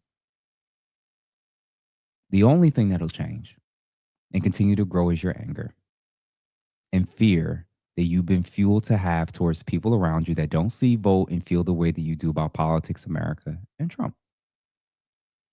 Going through a psychological operation at the hands of the CIA, big tech, mainstream media, Hollywood, it actually makes sense that questioning why someone wanting you to feel and believe that a racist Hitler is currently in office would want you to believe that and think that for any other reasons than simply because they're telling you and wanting you to be informed and telling you the truth. The idea of questioning that and questioning their motives for why they're wanting you to see him so strongly post 2016 as a racist in comparison to 2012 or 2010 or 2008. Never questioning that. Got to be concerned if Hollywood and celebrity, after everything that's come out with the Epstein files, all these people that's compromised, all these people using the same talking points, getting on stage stating the same thing. Everybody's on the same team and they're against him. These are the people, most of which are doing the very things we're talking about with children, with women, violating people, destroying, and you don't question any of these people. They know that when you're anxious, angry, or scared, you're actually very, very easy to manipulate into doing many things, including voting. My stance, man, believe it or not, when I look at this stuff is we've seen far worse. We've seen far worse of how presidents were talked about. Far worse. And I'm suggesting again, man, this is not necessarily a comparison to Olympics, but y'all got to realize, man, that a lot of times there's a combo of outright hatred, disrespect, maybe some racism, maybe some sexism, maybe some policy differences. And a lot of times you really won't always be able to nail it down because we don't truly know a lot of people's hearts. Sometimes it really is just easier, like a lot of people who are anti-Trump now, to just go off of what they see and respond accordingly. Some people see it differently. Some people see it one way. Some people see it another way. My stance is, can we take back control over our emotions and not allow them to be captured by whatever is currently trending on social media? And like I said before, do you really care about racism? Or do you really care about evil? Do you really care about crime and censorship? Or is this really something that only applies and makes sense to you when you can see it happening on the side that you're not a part of. It's so strange to see so many people talk about fascism in the era of COVID from the Biden years and what happened to working professionals, how they've been targeted, like myself, professionally. What's been done to a lot of us that you don't even know. How the media and the collaboration and big business got together. If you read the Epstein files, did you know they were talking about what was coming with COVID? The plan and how many people got rich off of it? How many people died as a result of this? And who was pushing it the hardest? And pushing that people couldn't go to funerals, see sick loved ones. Kids couldn't go to school. People having to lose their jobs, tenure positions. And your view is that fascism, if you still don't know that both these parties are right wing in 80% of the things that they're aligned with, you're crazy. If you still don't know what the Overton window is in America, if you're still talking about teams and sides. Now, there was an irony. I did peep something, and I did want to reference this as I'm on here ready to close out. So listen, if y'all have not, please hit that hit that $sign for if you want to donate $2-3 to this particular episode. If you enjoyed this, enjoy the channel. We got a big interview lined up coming with my man 2K. Might even have some additional original content coming out this week. And pretty soon, man, as I get ready to onboard my scheduler / admin person to the team, we're going to be scheduling our stuff out maybe weeks, 2, 3, 4 weeks in advance, so you all can get prepped and really know what's kind of coming with this channel, man. Kudos to everybody that's been supporting and watching up to this point as I get ready to wrap up. But this. Anyone here from Nicki Minaj, Tamika D. Mallory?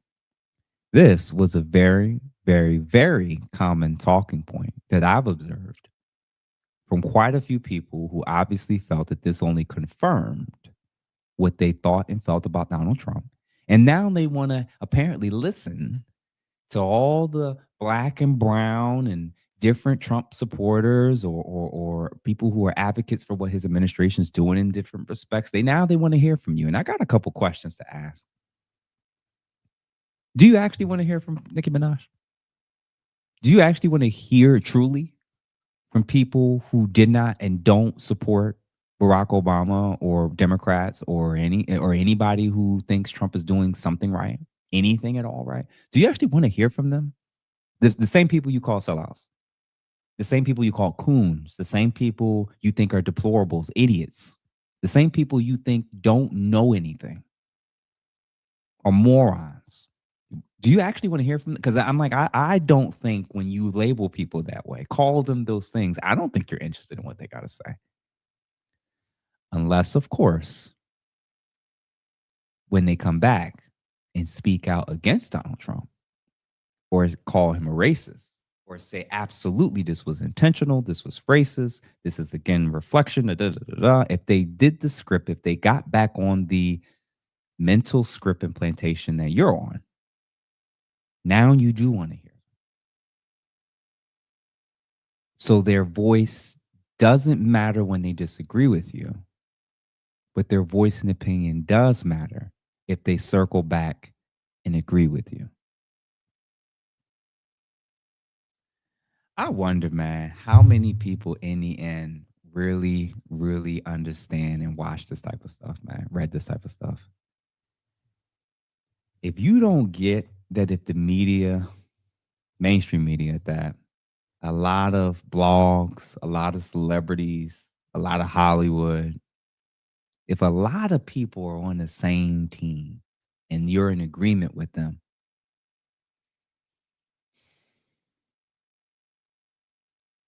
and all the people that speak out against it are the ones that we're now at, where they at?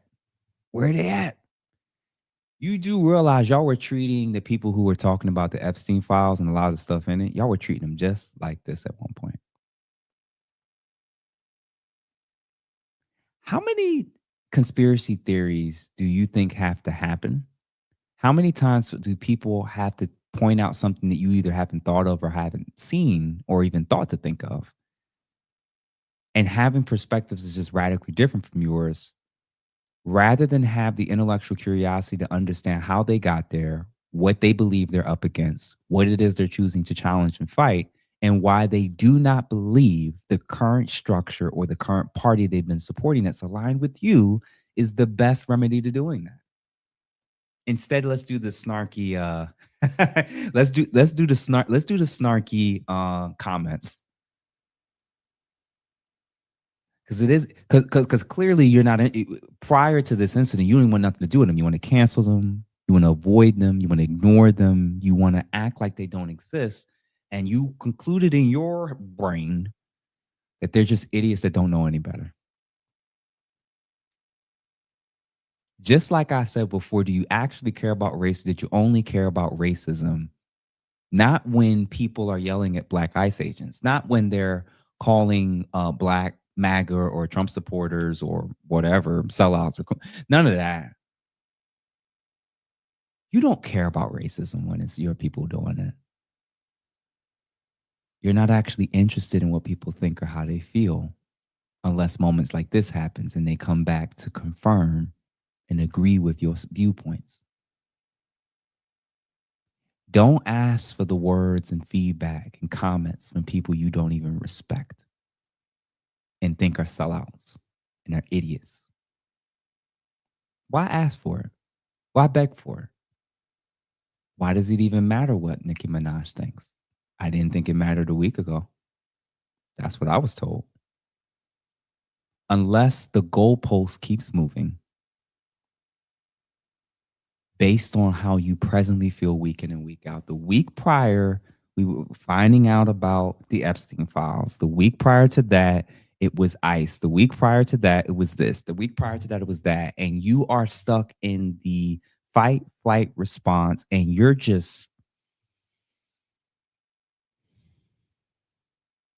trapped in a psyop that you don't even know is happening. Shout out to Logan INV for the $2.79. This really is the thinking man's pot. Listen, man, I'm trying to get us to not just be as reactive. It's not to say that there's never anything racism that happens or fascist or racist that could happen in any administration, including this one. It is to say that if that's the only lens and hat that you're carrying, you're always going to look at things through that filter. And the problem is when things don't work, when things don't apply, when there's actual more information that you're not aware of, because you've doubled down so harder, you'll reject actual facts. And you'll overlook crime, criminality, evil, vile, racist, crappy, insane things happening in your camp because you know you're a part of the good guys. Got adults still talking about good versus bad sides, man, in America. This is y'all be talking about this stuff like it's sports. So yeah, man. I don't think in the grand scheme of things, this really changed much. I don't think that it changed much, man. I don't think that a large percentage of people who always thought and viewed Donald Trump as a racist, I don't know that this situation helped their perspective to not think that. But obviously there were a few exceptions of some people who were very upset and have varying degrees of what they think the consequences should be, even amongst conservatives and Republicans. But by and large, no. I think that we've placed our ideological camps and flags in the sand, and we want reality and the world and the news and everybody's opinions and perceptions to conform to how we see things. That's what makes the most sense. It makes the most sense that everybody that looks like me and doesn't think that Donald Trump is anywhere close to the racist he's been framed to be. It has to be because I like worshiping white men, apparently. Or because I'm a Republican, which I'm not. Or because I don't understand racism, apparently. I've never experienced it, apparently, which again is false. It can't possibly be that I'm watching framing, news media coverage. I'll give you an example. Remember when last week when we went over and discussed about ICE and immigration and all this different stuff going on and how it's being framed and how it's being covered and how it wasn't covered historically? And how when they got along with previous administrations who were doing very similar types of deportations with very similar numbers of people who weren't going through the quote unquote full process, right in the smack dab of all this fraud happening, daycares, Waltz, Ilhan Omar, all this crazy stuff happening with the state and the city. In the midst of all of that, shootings, ICE, all this stuff happens, and now not a peep. Not talking about it now. Epstein files come out, and now we're talking about cartoons. Imagine for a second that you get a chance to just listen, read, don't react, and always start with the premise of how could I see this differently? Is my stance the only way to view it or have? Why is this being shown to me now? And is this trying to distract me from something else? These are all questions that I think people who are trying to be smarter in this space are trying to get better at doing. If you think, in light of the bills that's been passed, in light of the things that's been happening from the Obama years to today,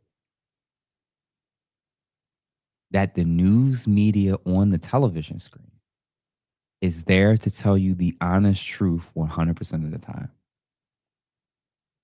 and that there's no track record or history of presidents, of the CIA, and there being a collaborative coordination of big business, regulation boards, celebrities, news, and even some players behind the scenes. If you think that this isn't a coordinated thing, it makes sense to me that whatever the mainstream media talking point or viewpoint is about stuff like this would cause you to look at one of these as super duper bad, any other as not that big or bad or much of an issue at all. I think that the more indoctrinated you are, the much more likely it is that you could have gotten upset about a cartoon and not this.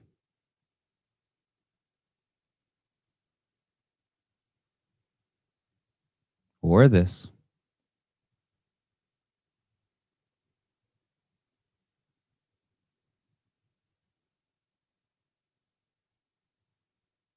Or even something like this.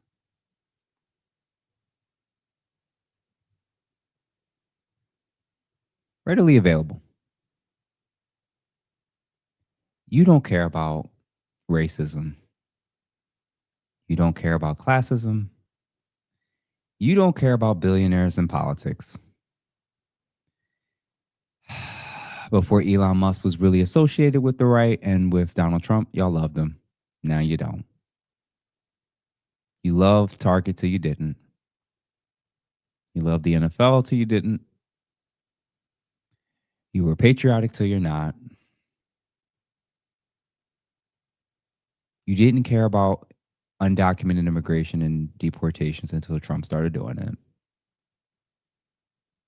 Much of what you think, what you feel, and what your opinions are they actually yours? Or have you been given them, fed them, and you've been trained to regurgitate them whenever a clip comes up and you associate now, oh, Hitler, oh, racist. You've been trained that way. You know that saying, like when women use random terms that they're seeing on social media, like it's giving and purr and all other crazy stuff, right?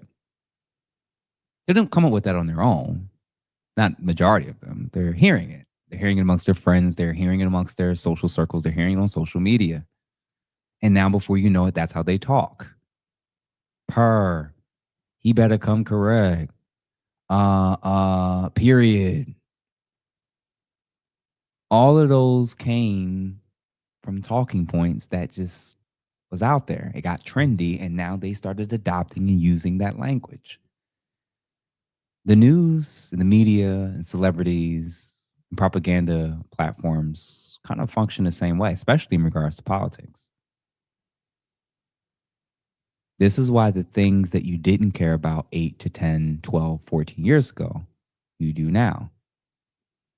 And that there's things that you care about today that you didn't back then.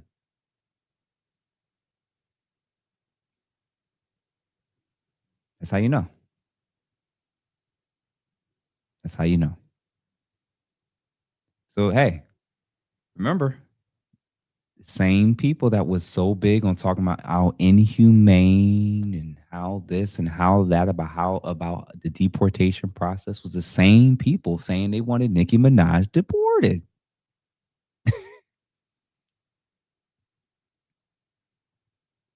You don't care about what Nicki or any of these people had to think, what they have to say. Y'all don't even care about what's in the Epstein files, man.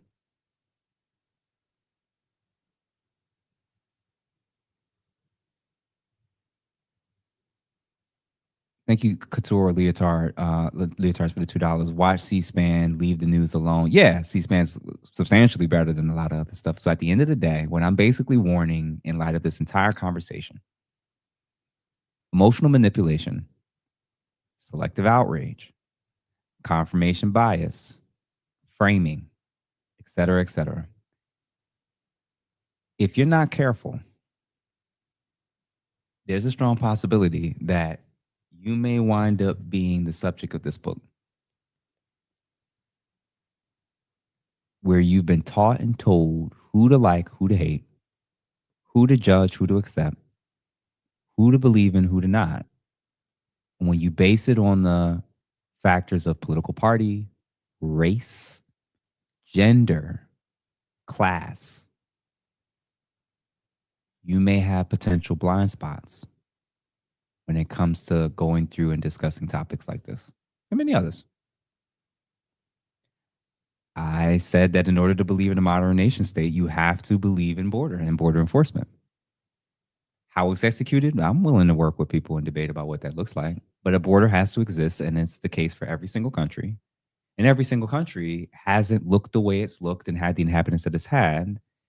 And you don't think every single country, all the people that are currently on stolen land have to leave. Where would they all go? We got to stop with these stupid platitudes. There is an actual reason, believe it or not, why people can think and have different theoretical orientations around these topics. Shout out to Mike Swan. Appreciate you, brother. I didn't see you in a while. Where you been, brother? $5 for the super sticker. Thank you, sir. For sure. So I'm gonna wrap things up here, y'all. So I hope, man. What up, man? This is programming. This is psyop. This is so much of what we've seen and are hearing and finding out about in the Epstein files.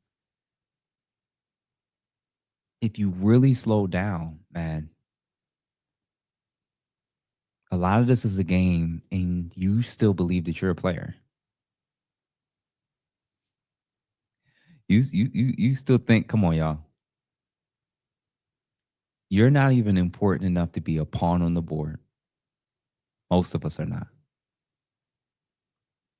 Our goal is to learn as soon as possible how we could be being used, manipulated, stolen from, and collectively figure out ways to stop it, address it, and either change, revolt, or create a whole new system or go to a better place that's more accommodating for us and our families and loved ones. That's the game. That's the truth for why we're here. Appreciate you, Kwame, for the $4.99 for sure. He said, bro, I love your commentary. We need to be forward-thinking people and not be moved based on the narrative being presented to us. Exactly, man. I've gotten to a place, man, when I've had very few conversations with people who are very passionate about this stuff. As somebody who has been threatened, as somebody who has experienced very blatant forms of racism, I've experienced so many different things from so many different people. I've experienced racism. I've experienced love from white people. I've experienced love and hate from black people. I've gotten along well with people from other countries who understand my stance and view of why this country needs to think about its self-interest and its inhabitants before factoring in giving money and resources to people who just got here. And then there's people who are either undocumented, related to people that are undocumented, or people who just are immigrants, legal, and they feel the exact opposite about that and about me. I've experienced it all. And it's okay. It's okay.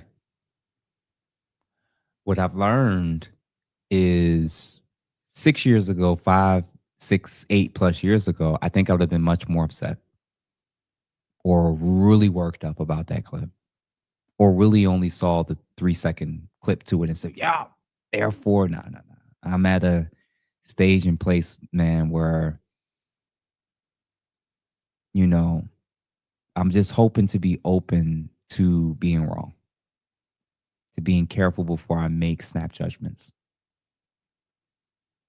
Most people who don't like me or don't support me don't know me personally or are doing what they've done in this space with the stuff we talked about today to me. They already had a certain view. They already have a certain standard and stance on what they believe is right. And once they heard or saw that I wore something, a hat, red hat, once I spoke critically of Barack Obama or said something positive that I thought Trump was doing, they knew what category to now place me in. And now they felt they no longer need to listen anymore. These are the people that are most educated, supposedly educated, by the way. I hope that we all slow down in 2026 when it comes to being reactive, to judging, to hating, and being so reactionary to each other. That's just me. I know that this is different. I know this is a sensitive topic, but I hope that we get to a place to where perhaps the very things that we're accusing others of, we realize we could potentially be doing the same thing ourselves. The people who are most stubborn with a refusal to ever see Donald Trump ever doing anything wrong are no different than the people who think he never has done anything good or right. Y'all are no different. That's why it pays to be objective or independent. Because in the end, I think when this happens, this probably explains why we would laugh when we find out the possibility that he almost was shot or killed. Or we say, well, he deserved it. Or people on that side deserved it, right? Because the same way that a lot of people talk about the black on black crime in Chicago and black urban areas, and they really don't give a damn. They just want to use it as a talking point. I think that's very similar to the people who bring up and talk constantly about racism. Do you even care about racism? Or is it simply something that you use when it's not coming up on a side and team that you're repping? So again, y'all, I hope that this was a helpful, interesting, thought-provoking conversation. Please share it. Please share it with your family and friends. When the hype button becomes available either today or tomorrow, please hype up the video. We're trying to really get these news and different interesting commentary on a lot of relevant pop culture and news, political related stuff. Just share my thoughts. Sometimes it'll be open and sometimes I'm welcome because I see that you just joined as well. I don't have all the answers. I know I'm not. But I think that I really hope that this is something that gets us to a place where it just gets us to think more. So if you think that this is dope, if you thought that this was a good way to go about it, I want to do this more. I want to do it full time. I want to probably do it 4 days a week, Monday through Thursday, ideally, particularly in the days when I don't have interviews. It takes me time. And my hope is that each of you that do the donations, become members, subscribers, and y'all share this stuff in whatever way you can and feel that you want to support. You know, before you know it, I might be able to just do that very thing. So last but not least, if you have not done so, please hit that $ super chat button for whatever donation you felt warrants If we're gonna collect an offering, if you thought I preached, feel free to give what you think you're open to. Friend, hey, I see that it's just Carlton just gave $10. Informative live as always. How about this, y'all? Before I log off for good, let me do this. Let me do this real quick. Let me put the link in the chat so that folks can pull up real quick and give me their thoughts. So as you see, the link was just put in the chat. And thank you again, man, for the $10 for sure. And then also Blue Socks, $10 for the $10 for the super sticker. Appreciate you for sure. So I literally just put the link in there. I'm going to give 5 minutes for anybody that wants to come in. Tell me what I did right. Tell me what I did wrong. Tell me what your thoughts are about how I covered it. Was I too hard, too light? Whatever. Feel free to join. So if you are going to join, if you are not one of my administrative folks or one of my current admins, the only thing that I ask is something very simple. And again, it's pinned at the top as well. If you have not seen it as well, as far as the link for you to join, I'm going to give it 5 minutes as we wrap things up. The link is in the description. Make sure that you're able to show yourself. And my admins, I don't want my admins showing their faces. But everybody else, if you're going to come on, if you want to engage in this conversation about anything relating to this stuff, I did see somebody's about to join. Make sure that you show your face. And once I see your face is visible, I can add you to the stage. So if your face is visible, if I can see you, I can hear you, make sure you don't have a lot of background noise. We should be good to go. Please be careful about the language. Don't show anything inappropriate. And like I said, y'all, if y'all really enjoyed this, send it to 2, 3, 4, even 5 people. Chaos Reigns, I see that you just joined. If you have the ability to show yourself on the screen, you're more than welcome to, and then I will be able to add you to the stage. So listen, y'all, 3 minutes left. If you also want to join and add to the stage, if not, I'm going to make sure you all just tell you all to have a good night. But I hope again this was dope, that this was different, and it's not something I think we could always maybe see in a lot of these spaces when people typically jump and cover these things. But I'm trying to get better at really thinking about these types of things and the hidden agenda, and appreciate you, Carrie, for this, in terms of what it is that's being pushed on us. Why is it controlling my algorithm? Why am I not only getting one side of it? Why didn't they show me this? Why did it? And once you start asking those questions, you end up finding out about the Epstein stuff. You start finding out about different secret societies and all this crazy stuff happening in our culture and around the world. And you suddenly don't get so caught up in the weeds of what it is that they're just telling you and showing you. You actually have the ability to think a little bit more into why it is that you believe that indeed is the case. I do see that there's at least one person who's made her return. Let me see if I can find her. Lady something. Lady D, it looks like. I think she was calling me a liar. She's been crashing out for months on different people's platforms or pages for quite some time. So I'm not too surprised by her. But listen, y'all, I hope that this was dope. I hope it was helpful. Please share it. If nothing else, please like it. Please share it. Send it to 2, 3, 4, even 5 people. Our goal every time when it comes to the news, political commentary, it's different. It's not the interviews. It's not the original content where I'm just thinking about something. It's just paying attention to what we're all paying attention to and just putting my thoughts out there and seeing what y'all think. It's not always about whether you agree with me or not, as much as it is about, am I putting something out there that maybe you haven't thought of? And would you be open to the possibility of viewing people that think, view, and see you different? Would you be open to the possibility that the ways in which you wouldn't want them to pigeonhole you and kind of conclude that you're an idiot and don't know what you're talking about? What if we get to a point or place where, actually, the very things you don't want people to do with you, you don't do with them? So Blue Socks just pulled up. I appreciate you, brother. I'm actually going to add you now to the stage. Welcome, man. How are you? You're on mute. You just got to unmute, and then we can join in. Hey, what's going on, bro? What's happening, man? For starters, thank you for the gift, man, for the super sticker for sure. Yeah. What's your thoughts, man? I was honestly, when you put whole math on there, I've been listening to him for a while. I was a little skeptical. Like, I like his content. I like what he puts out, but when he was, he's clearly like, like he's for the white boys. He wants them to be better men and da da da da. And that's why I'll kind of like, I don't know, just like what if Altus is just like, I don't know, like are these like some shadow white supremacists? I don't know. But I like his content. And then that you mess with him and you got a different perspective and you trying to see him beyond like whatever other stuff they talking about. You take what's good and you present it to everybody. I like the way that you Columbus stuff. Nah, but listen, bro, I appreciate that. The framing of how all of them are viewed is no different for me. Where this the crazy part. How people decide what box to put you in could be totally contradictory to other people. So yeah, so an example, right? You'll have people who think that I'm like a black supremacist, and then you'll I have don't people get that who from you, bro. I don't get that from you.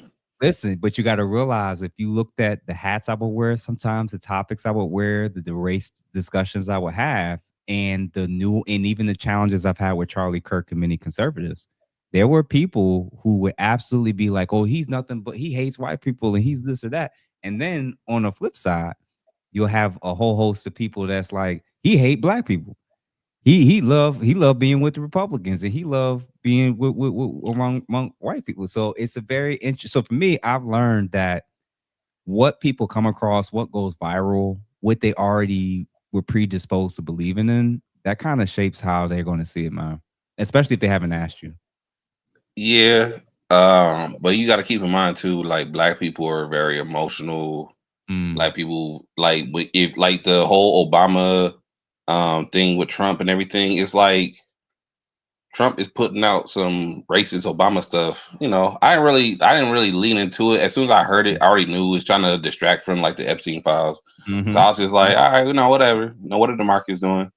But yeah, like I feel like you're straight down the middle, but I feel like you lean into the other stuff where like you can get some stuff from I mean, maybe they are white nationalists, maybe they are all right, but you can lean in there and get that information that you want to get from there and then bring it back to everybody. Like you Columbus and stuff for everybody, because people ain't really gonna be messing with like no content like that and mess with them people like that, to see like what's going on over there, what they talking about. Like a lot of people just gonna stay in their silo. So I feel that because I'm like a 2A guy, but it's just like, like it's kind of cringe with the 2A. Oh yeah. Like, cause you got remember all these topics, all these headers are just big umbrella terms, right? So I'm a 2A guy. Like I believe in the right. Personally, I believe that it should be a nationalized standard. I don't think it should go state by state. I think everybody should be able. But brother, you seen Trump didn't do no national reciprocity in his first term. He ain't talking about no national reciprocity right now. So I'm just like, what's going on? You run, you got control of everything. Where the national reciprocity at? I'm gonna be honest with you. I think if any politician, him, anybody on the right, anybody on the left, if they did everything that their side wanted them to do, as crazy as it sounds, they may not be able to run on things to say because they're gonna run out of stuff to run on. yeah. Like the abortion thing is like the reverse of that, where there's clearly things that Obama or Biden could have done to shore things up, and they didn't, and they kind of let it. So now Kamala Harris could run on it in terms of abortion rights and how much at risk we are. So it's a strange thing, and I saw it with the border when I talked last week about it, where during the during the Biden term, they were trying to get much closer to comprehensive border legislation passed that was bipartisan. And Trump made some phone calls. I remember this. Trump made some calls. He gave some directions, and they said, that bill. You ain't gonna pass no border bill when I gotta run for president next year. So we pass it when I'm in the White House. Exactly. So in my head, there's gamemanship, there's politics, there's a little bit of all this stuff going on. And I think that when we slow down, it makes sense why they'll give you some wins, some things they'll kick down the line, because in the end, it's almost like a kid that gets used to candy. Now they don't appreciate candy anymore. And it's like, if you give the voters everything they think they need and want, it could have the inverse side effect. where now they feel comfortable and now they're not motivated because they're not fearful, they're not scared, they're not angry. They have everything they need. So they may be less likely to run to the polls. It's a, you know what I'm saying? Like, I don't know. Yeah, I get that. Yeah, The man. only other negative thing about what's going on right now is just the idea that with Trump and ICE and everything else, it's just like I see the Republican, they kind of like letting it do what it do, but Mhm. it's just like if you give all these powers to the executive branch, Mhm. what happens when it's not Trump? What happens when it's a Democrat in there? They can do all the same things, all this power. He can Mhm. exercise the opposite direction. It's just like I don't think people thinking long term about this stuff. Like y'all, Yeah. you don't. This is a boogeyman, but what? And then the good guy, Captain America, got to get in there. But I don't know. Like you're not gonna like when this whole thing swing the other way, and it's a different situation. And I've said it before that because people are still looking at this stuff through team sports, they can't understand how when their team or their side oversteps authority or goes against the Constitution or does too Yeah. much, right? What the potential Yep. consequences could be, because a lot of times one party will start one war and another party will come in and continue it. One party will Yeah. overreach in another area, or they'll get something passed or approved, and before you know it, the other side is just continuing it on and they're expanding on it. From 9/11 to today, Yeah. if Americans truly knew from that the news media is allowed to lie to us now, how much we gave up with the Patriot Act, how much we've given up in Hmm. terms of rights, how much is being sold in terms of our personal information with these tech companies, if and how much is being shared, if you truly knew all that was happening in terms of our rights, on top of the increased cost of living, on top of the high property taxes where most people can't even just survive, if Hmm. you realize that both parties are complicit in it and that both parties Yeah. were signing off on jobs being sent overseas.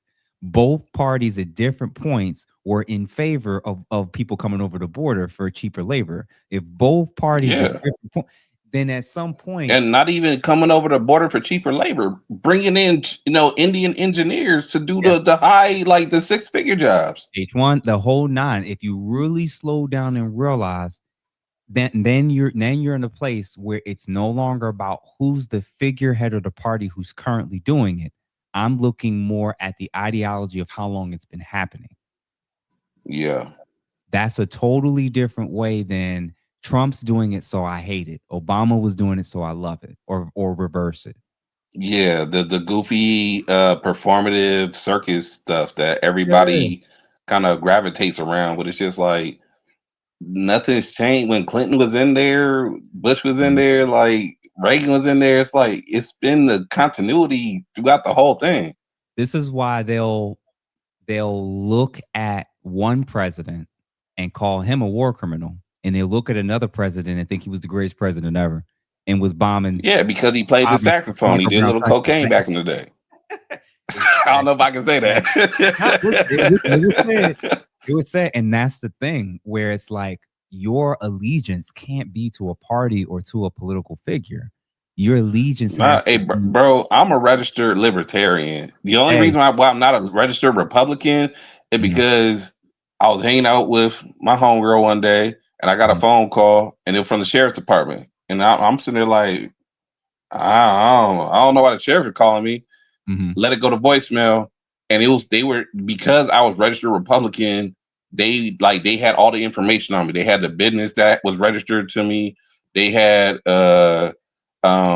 everything about me. And so they just called me, like it was the sheriff, and I live in, San Bernardino. So it was like out mhm, here, like the police department calling me.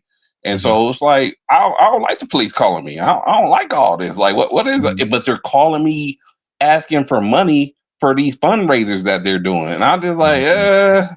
when I'm a libertarian, though, nobody call me. If I'm a Yeah. Republican, people be calling me. I think I'm gonna be a libertarian because I don't want nobody trying to hit my pockets and ask me questions. Mhm, Because those, I don't. I mean, I'm from where I'm from and everything, so, but I do well for myself. But mhm. I just, I don't need the police calling me. I don't care if they want to raise some money. I don't care what they doing. I don't need them I calling got me. letters. I got letters from him, man. I feel like they gonna know because I do a little I got into gunsmithing a little bit with like mainly Kalashnikovs. So I don't like them phone calls. California changed the laws. I can't even get parts unless it goes to a FFL. But but it's just I don't need them people calling me. So little stuff like that where I'm just like, y'all want to give all this power to the state and everything. I don't know about all that.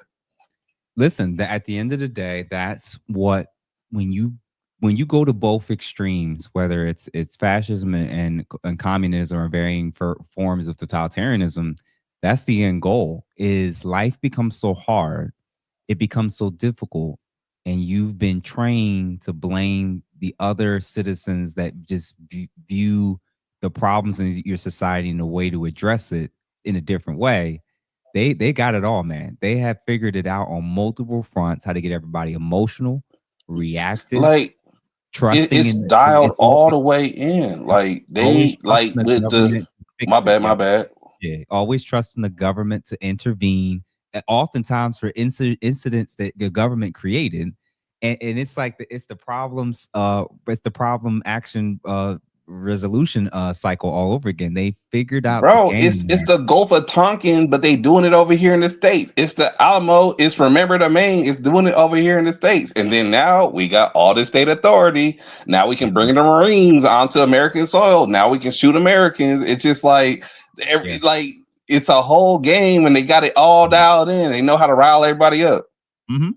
So listen, man. Hey, I appreciate your feedback, bro, and I appreciate you watching and supporting since you came through since the whole math, man. And that's my goal, man. Is there a place on the internet? Is there a place on YouTube where we can ask the questions that aren't being asked and be allowed to think about things in ways that our social circles typically don't allow us to do? And bro, I've been watching you way before whole math. Oh, okay. But yeah, I like your content. I like that you going over there and you talking to these brothers and everything. I like that you going over there. Like I said, I have my little, home app be, got a little stuff he be saying and everything where it's just like, I know what his agenda is. He want white men to be better. But it's just like, bro, you on the internet, like every American listening to you, bro. Like, why don't you got a message for the black boys? Why you only got a message for the white boys? I'll tell you this, even about that particular point, because somebody had posted, I think it was Couture, and she mentioned, and I'm trying to see if she, where her stance was about that particular comment. And basically, if I make comments about like the black community or things that I see that are a problem or I want things to improve on, there's always going to be people that's like, why you keep talking about black people?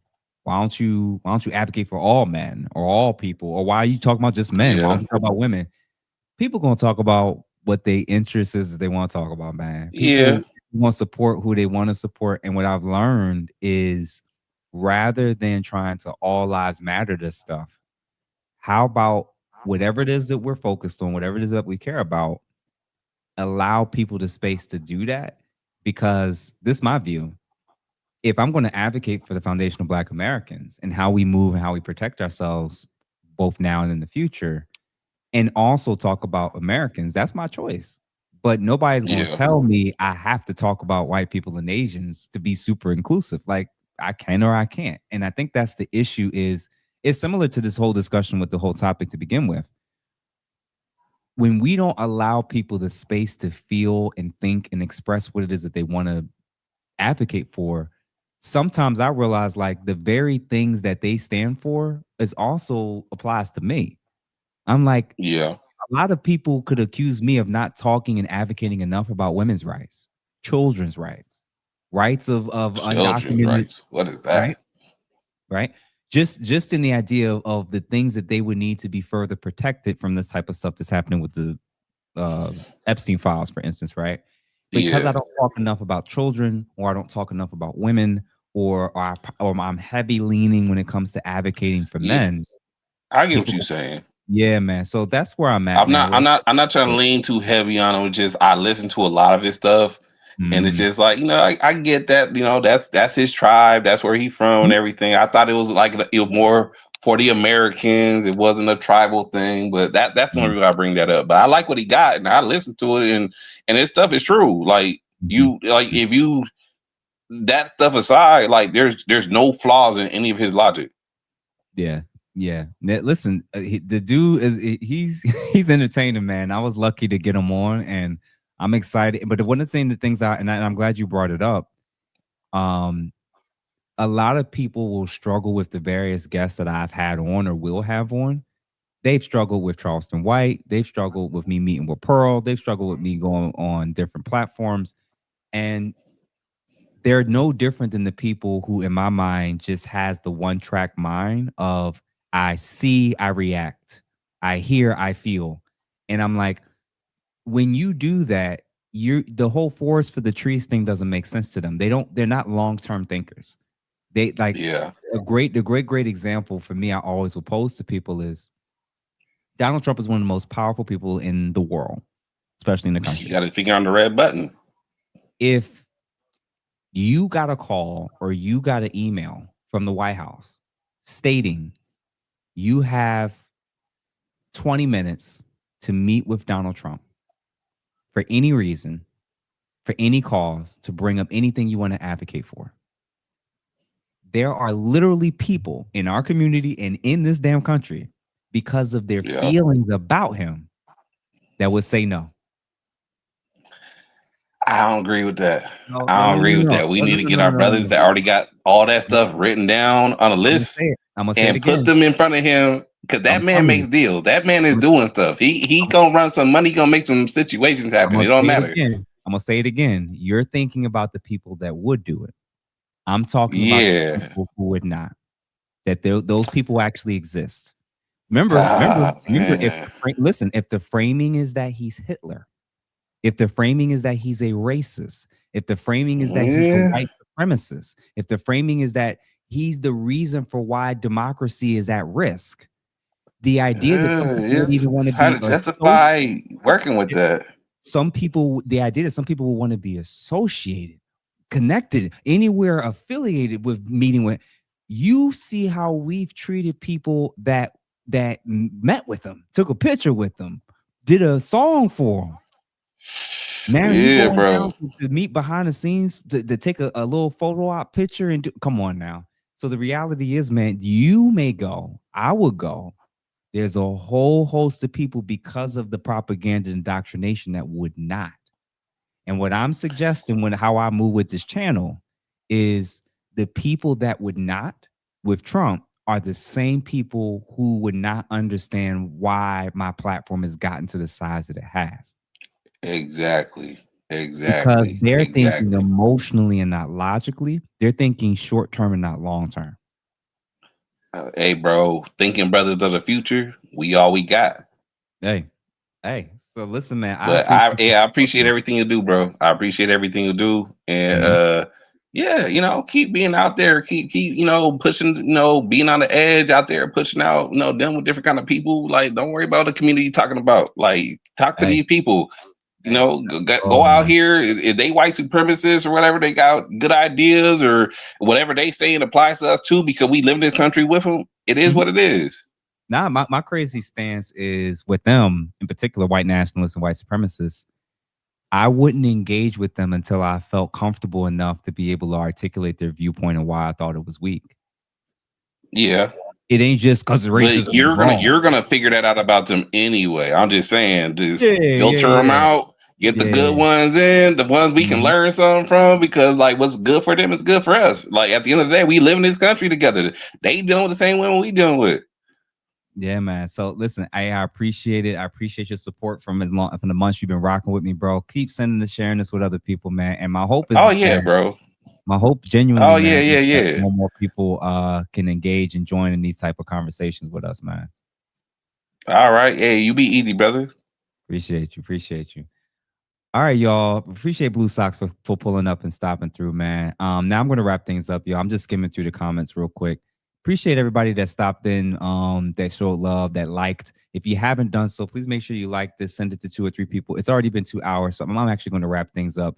And Lady D, I see she took a little hiatus for the last 3-4 months, and now she's back trolling per usual. Y'all don't have to block her unless she says something insanely egregious or threatening or whatever.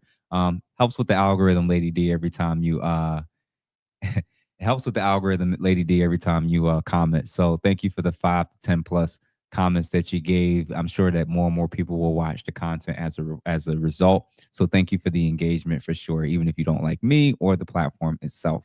So listen, y'all, I hope that again this was helpful. And again, I hope that this is just a new way of getting us to just operate less from emotionalism and more from rationality and logic. It's not because you're always going to be the smartest person in the room, but I do think that you're going to be smarter when we're less reactive. So regardless of what it is that you think at the end of it all, my stance is a very simple one. Do you actually care about racism, or is this something that you typically only care about when people you don't like or vote completely against are doing? And is this something that you're typically willing to ignore if people on your side have done it or are still doing it even now? Number two, what does this reveal when it comes to our character and how we have this subjective outrage when it comes to certain things? And number three, how truly independent are we when it comes to our thoughts and feelings about this types of subjects?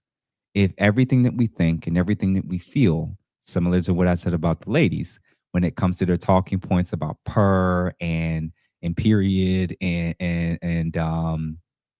I am the table and all this crazy stuff that they hear, when it becomes a part of their talking points, we always have to remember that the individual woman in front of you that's using those talking points and referencing that didn't come up with it on her own. She heard it from somewhere. It was popularized. It was trendy. And now she's using it and framing it in her conversations. The same thing might be happening when it comes to which politicians we love, which ones we're against, why we react, or why we were completely oblivious with certain things. That's now super relevant and pressing. How it's being framed, how it's being covered, how you're being told to feel about it could be shaping why it is that people that you may have loved or been ambivalent about 5, 10, 15 years ago, now all of a sudden you hate and think are Hitler. And on the flip side, just because they're not in the ire of the media, just because the media is softballing negative coverage for them or ignoring fraud and issues of them being mentioned in the Epstein files, doesn't mean that they're good people. Doesn't mean that you're on the right side of history.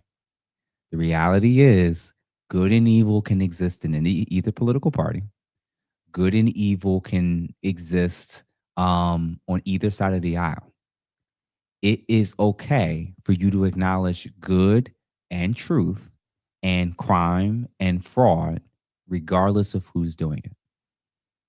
If you genuinely believe that this man and everybody connected to him is a racist, that's your choice. If you genuinely believe he's not, that is also your choice. What are you going to do about either of those views? How are you going to live? How are you going to treat your neighbors? How are you going to save? How are you going to provide for yourself? How are you going to learn from history and prepare yourself for all the potential ways in which things can happen in this country? Civil war, terrorist attack, food shortage, et cetera, et cetera. Are you prepping and preparing for those things? Or are you primarily caught up and emotionally wrecked by moments like this?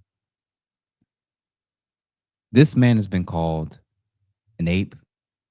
This man has been referred to as an orangutan, as I showed earlier. And I said it before and I say it again. They don't even have to be viewed as equal. I just want us to start to realize and slow down with a lot of what you think, why you're reacting the way that you do, is because of the framing and the sides and why it is that you think you are or not allowed to care or feel or think about any particular thing. If you are more angry about this than you are about this, that is an indication that the propaganda and indoctrination has worked successfully on you. That's what this means. Nowhere is it possible for a rational, logical person to look at cartoons that included other black politicians that were also other animals, and a white politician, Biden, being a monkey as well. Seeing and knowing that this was very normalized, with him being referenced as one, and completely ignoring moments like this, and concluding and thinking that you're being truly objective in all ways of viewing this conversation. It's racist. You voted for some of them. You support some of them. And there's people who probably aren't racist. Used to be, now they're not. People who have never been or always been accused. You name it. At the end of the day, how are you going to live?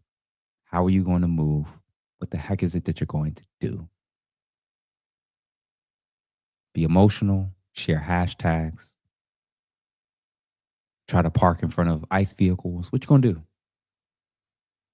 If you're not going to do anything different, why allow your emotional health to be rigged towards being stuck on anger and anxiety and just being stressed with things that you apparently have no control over? There's an agenda at play. There's a game at play. And your emotions and your attention is what's being fought over. The sooner you get out of the two sides, the sooner you get out of the teams, the sooner you can be genuinely objective. And once you do, my stance is that you'll be able to acknowledge and recognize and ask the tough questions and actually process the stuff in such a way to where in the end, it's not Trump good always, Obama good always. It's they may have done some good things. There's some things I don't like or disagree with. And objectivity doesn't require you to be loyal to anyone or anything other than the principles that you hold to. So listen, y'all, I hope y'all have a good night. I'm going to see y'all probably tomorrow, depending on if I have an interview of original content. We're going to confirm that for sure. And like I said, I'm going to have some announcements in the next 48 hours or so with myself and Philosophical as we test out some things to get ready to announce our first movie book club together. We love the name. We love the look. Like I'm saying, it's going to be dope. And when we start doing that every week and you guys get to see what it's like, I would love for the people who's watching and enjoying this type of stuff to one day a week be able to jump in. And on that, it's not, once we show the one video on YouTube, we're not showing that those anymore on, it'll be on a separate website where we all get to just watch stuff, connect, look at clips, reference and read certain things, and even talk and dialogue. And we see and talk, engage with each other. It'll be completely different from me just talking to a screen to whoever's watching, and we'll actually be all connecting and being able to collab and just have a virtual book/movie club together. And like I said, depending on how many people join and how quickly we join, we may be able to set something up where one day this year, possibly in the summer, we'll actually do a little mini meetup somewhere in either on the East Coast or some random city. And we'll get a movie theater and we'll vote for our favorite movie, and we will do a movie review/club in person where we order food, drinks, the whole nine, rent out the movie theater. And let's say the first 50 to 70 people, depending on the size of the theater that comes, will be invited to be able to partake in that. All expenses paid, minus the flight. I ain't paying for y'all flights. That would be really dope. So for our nerds, our geeks, our people that's learning, the people that want to grow, the people that are trying to become better, this is our movement. This is when we come. This is when we come together. And yeah, shout out to Couture, the nerds and geeks. Yeah, man, it's about to happen. We're going to launch it soon. We're going to let y'all know as soon as this week of when we're going to start with it. And I hope that y'all really, really enjoy this stuff, man. So yeah, have a good night. See y'all tomorrow. We'll be making the announcement pretty soon. Have a good evening. Talk to y'all on the other side. And thank you. Love on somebody.